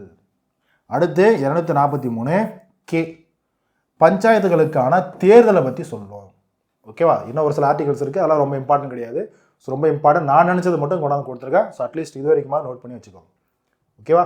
ஸோ நல்லா பாருங்கள், இது வரைக்கும் இதுக்கும் ப்ரீவியஸ் கொஸ்டின் பேப்பர்லாம் எடுத்து பார்த்தீங்கன்னா முக்கியமான ஒரு சிலது பஞ்சாயத்து பேஸ் பண்ணி நிறைய ஆர்டிகல்ஸ் கேட்டிருப்பாங்க, சரியா. டி கேட்டிருப்பாங்க, ஜி கேட்டிருப்பாங்க, இந்த மாதிரி கேட்டிருப்பாங்க. இதெல்லாம் ரொம்ப ரொம்ப இம்பார்ட்டன்ட், சரியா. ஸோ பார்த்துக்கோங்க. அப்போ இதெல்லாம் நீங்கள் படிச்சிங்க அப்படின்னா அந்த மாதிரி கொஸ்டின் கேட்டால் ஈஸியாக ஆன்சர் பண்ணிடலாம், சரியாமா. So okay. கடைசியாக பாருங்கள் கிராம ஊராட்சி. ஏன்னா கிராம உள்ளாட்சி அமைப்புகள் தானே பார்க்குறோம் இந்த ஒரு பார்ட்டில். ஸோ அதனால் முக்கியமாக காந்தியுடைய சிந்தனைகள். ஸோ பாருங்கள், கிராம சுயராஜ்யம் சொன்னாரா, இந்தியாவில் ஆன்மாக்கள் கிராமங்கள் வாழ்கிறது சொன்னாரா. பொதுவாக அவருடைய சிந்தனை என்னது, கிராம குடியரசு. குடியரசுனா நம்ம மக்களால் தேர்ந்தெடுக்கப்படும் ஒரு கிராம நிர்வாகம், மக்களை அவங்களுக்கு தேவையான அவங்களே நிர்வகிச்சிடணும், அதான் கிராம குடியரசுன்றது. ஓகேவா. அடுத்து பாருங்கள் பஞ்சாயத்து ராஜ் ஒரு அதிகார பகிர்வு கொண்ட அரசாக இருத்தல் வேண்டும். அதிகார பகிர்வு மத்திய அரசு சார் மாநில அரசிலிருந்து அதிகாரத்தை பகிர்ந்துக்கிட்டு, அதை பார்த்தீங்கன்னா டீசென்ட்ரலைஸ் பண்ணும். அதிகாரத்தை டீசென்ட்ரலைஸ் என்ன பண்ணும், பரவலாக்கம் பண்ணும். நிர்வாக அதிகாரத்தை பரவலாக்கம் செய்யுது. யாருக்கு பரப்பணும், கிராம அளவில் இருக்கக்கூடிய கிராம அமைப்புகள் உள்ளாட்சி அமைப்புகளுக்கும் பரவணும், அவங்களுக்கும் பரப்ப செய்யணும், அவங்களுக்கும் அதிகாரம் கொடுக்கணும். புரியுதா. ஓகே, அடுத்து பாருங்க, சுயசார்புடைய கிராம பஞ்சாயத்து. சுயசார்புடைய கிராம பஞ்சாயத்துனா கிராமம் அவங்களுக்கு தேவையான எல்லாமே அவங்களே நிர்வகிச்சுக்கணும். இன்கம் முதற்கொண்டு அவங்களுக்கு தேவையான நிதி முதற்கொண்டு எல்லாமே என்ன பண்ணுவோம், அவங்களே முடிஞ்ச வரைக்கும் தேவையானதை அவங்களே ஜென்ரேட் பண்ணிக்கணும். ஓகேவா? அதான் சுயசார்புடைய ஒரு கிராமமாக பஞ்சாயத்தில் உருவாக்கணும். அடுத்து பாருங்க, கடைசியா வாழ்க்கைக்கு தேவையான உணவா இருக்கட்டும், தூய்மையான நீர், சுகாதாரம், வீட்டு வசதி, கல்வியில பிற தேவைகளுக்கு ஏன்னா அனைத்து தேவைகளையும் நல்லா பாருங்க, அனைத்து தேவைகளையும் ஏற்கும் அரசாங்கம் மற்றும் சுய பாதுகாப்பு உள்ளிட்ட அனைத்தையும் வழங்கக்கூடிய ஒரு அரசாங்கமா அமைக்கணும். சரியா? ஸோ இதெல்லாம் காந்தியுடைய கிராம உள்ளாட்சி சார்ந்து அவருடைய சிந்தனைகள். புரியுதாமா? அதே போல கிராமங்களில் காட்டேஜ் இண்டஸ்ட்ரீஸ், குடிசை தொழில்கள் இதெல்லாம் நம்ம கொண்டு வரணும்னு சொல்லிட்டு அதெல்லாம் ஊக்கப்படுத்தணும் அப்படின்றது காந்தியுடைய சிந்தனைகளில் அதுவும் ஒன்று. சரியாமா? ஸோ இதெல்லாம் ரொம்ப இம்பார்ட்டன்ட், பார்த்துக்கோங்க. இதுதான் கிராம உள்ளாட்சி அமைப்புகளை சார்ந்த முக்கியமான இன்ஃபர்மேஷன். சரியா? ஸோ 11th 9th 6th இருக்கக்கூடிய எல்லா டேட்டாவையும் கம்பைலேஷன் பண்ணி பொறுத்தோம். அவ்வளோதான். இதை நீங்கள் பார்த்துட்டீங்க அப்படின்னா கிராம உள்ளாட்சி அமைப்புகளை சார்ந்து இப்போ நீங்கள் 11ல் வந்து பார்த்தீங்கன்னா 9thலையோ இல்லை 6thலையோ நீங்கள் எங்கே போய் பார்த்தீங்கன்னாலும் சரி, எந்த இடத்துல இருக்கக்கூடிய பாயிண்ட்டும் நீங்கள் கவர் பண்ணியிருப்பீங்க. சரியா? ஸோ அவ்வளோதான். ஸோ நல்லா பாருங்கள். ஸோ உடம்பு சரியில்லாதனால என்னால் நிறுத்தி நிதானமாக சொல்ல முடியல. ஏன்னா மேக்ஸிமம் ஏன்னா டைமும் போயிட்டுருக்கு, உங்களுக்கு நான் கிளாஸும் கொடுத்தாகணும் அப்படின்றதுனால, ஸோ ஆல்ரெடி டிலே ஆகிருக்கு அப்படின்றதுனால தான் ஸோ முடிஞ்ச வரைக்கும் நம்ம எடுத்ததை வச்சு நம்ம சொல்லிடலாம் அப்படின்றதுக்காக தான் இந்த ஒரு கிளாஸ் வந்திருப்பேன். சரியா? ஸோ அழகாக மேக்ஸிமம் புரிஞ்சிருக்கும். இப்போ சொல்கிற விஷயம் உங்களுக்கு புரிஞ்சிருக்கும். ஒரு கிராமம், இப்போ நீங்கள் கிராமத்தில் இருக்கீங்க அப்படின்னா உங்கள் கிராமம், உங்கள் கிராமத்தை சார்ந்திருக்கக்கூடிய ஒன்றியம், நீங்கள் இருக்கக்கூடிய டிஸ்ட்ரிக்ட்டு, இந்த இடத்துல ஊராட்சின்றது எப்படி செயல்படுது, அதனுடைய உறுப்பினர்கள் எப்படி நம்ம தேர்ந்தெடுக்கிறோம், உள்ளாட்சி அரசாங்கங்கள் எப்படி செயல்படுது, அதனுடைய பணிகள் என்ன, எப்படி நம்ம வந்து நேரடியாக தேர்ந்தெடுக்கிறோமா, மறைமுகமாக தேர்ந்தெடுக்கப்படுறோமா, சரியா தேர்ந்தெடுக்கப்படுறாங்களா, அதான் அவங்கள நம்ம தேர்ந்தெடுக்கிறோமா, பதவி காலம் என்ன, கிராம சபைனா என்ன, வருஷத்துக்கு எத்தனை தடவை கூடுது, சரியா? அதில் ஒரு கிராமனுடைய பஞ்சாயத்து இருக்குன்னா அந்த பஞ்சாயத்தில் என்னென்ன முதல்ல பவர்ஸ் இருக்குது, என்னென்ன அவங்களுடைய செய்ய வேண்டிய அவங்க பொறுப்புகள் என்னென்ன இருக்குது, இந்த மாதிரி எல்லா விஷயத்தையுமே இப்போ நம்மளுக்கு ஒரு ஐடியான்றது கிடச்சிருக்குமா. இது வரைக்கும் அதை பற்றி எதுவுமே தெரியாது அப்படின்றவங்க நம்ம பாலிட்டி படிக்கும்போது இதெல்லாம் நம்ம கற்றுக்கிறோம், தெரிஞ்சுக்கிறோம். சரியா? ஸோ ஓகேம்மா. ஸோ அப்போ கண்டிப்பாக அந்த கிளாஸ் உங்களுக்கு புரிஞ்சிருக்கும் நம்புறேன். பிடிச்சிருந்தது அப்படின்னா ஒரு லைக் பண்ணி தம்ஸ் அப் கொடுங்க. மறுபடியும் நம்ம அடுத்த ஒரு கிளாஸில் என்ன பார்க்க போகிறோம் அப்படின்னா, கிராம பஞ்சாயத்து பார்த்தோம் இல்லையா, பஞ்சாயத்துகள் அப்படின்றதுல கிராம பஞ்சாயத்துகளை சார்ந்த உள்ளாட்சி அமைப்புகளை அரசாங்கங்களாக பார்த்துட்டோம். அடுத்து உள்ளாட்சி அரசாங்கங்களே நகர்ப்புறம் சார்ந்த, அதாவது நகர்ப்புற உள்ளாட்சி நகர்ப்புற உள்ளாட்சி அமைப்புகள் சொல்லக்கூடிய நகர்ப்புற உள்ளாட்சி அரசாங்கங்களை பார்ப்போம். சரி, அர்பன் லோக்கல் பாடிஸ்ன்றதை பார்ப்போம். ஓகேவா?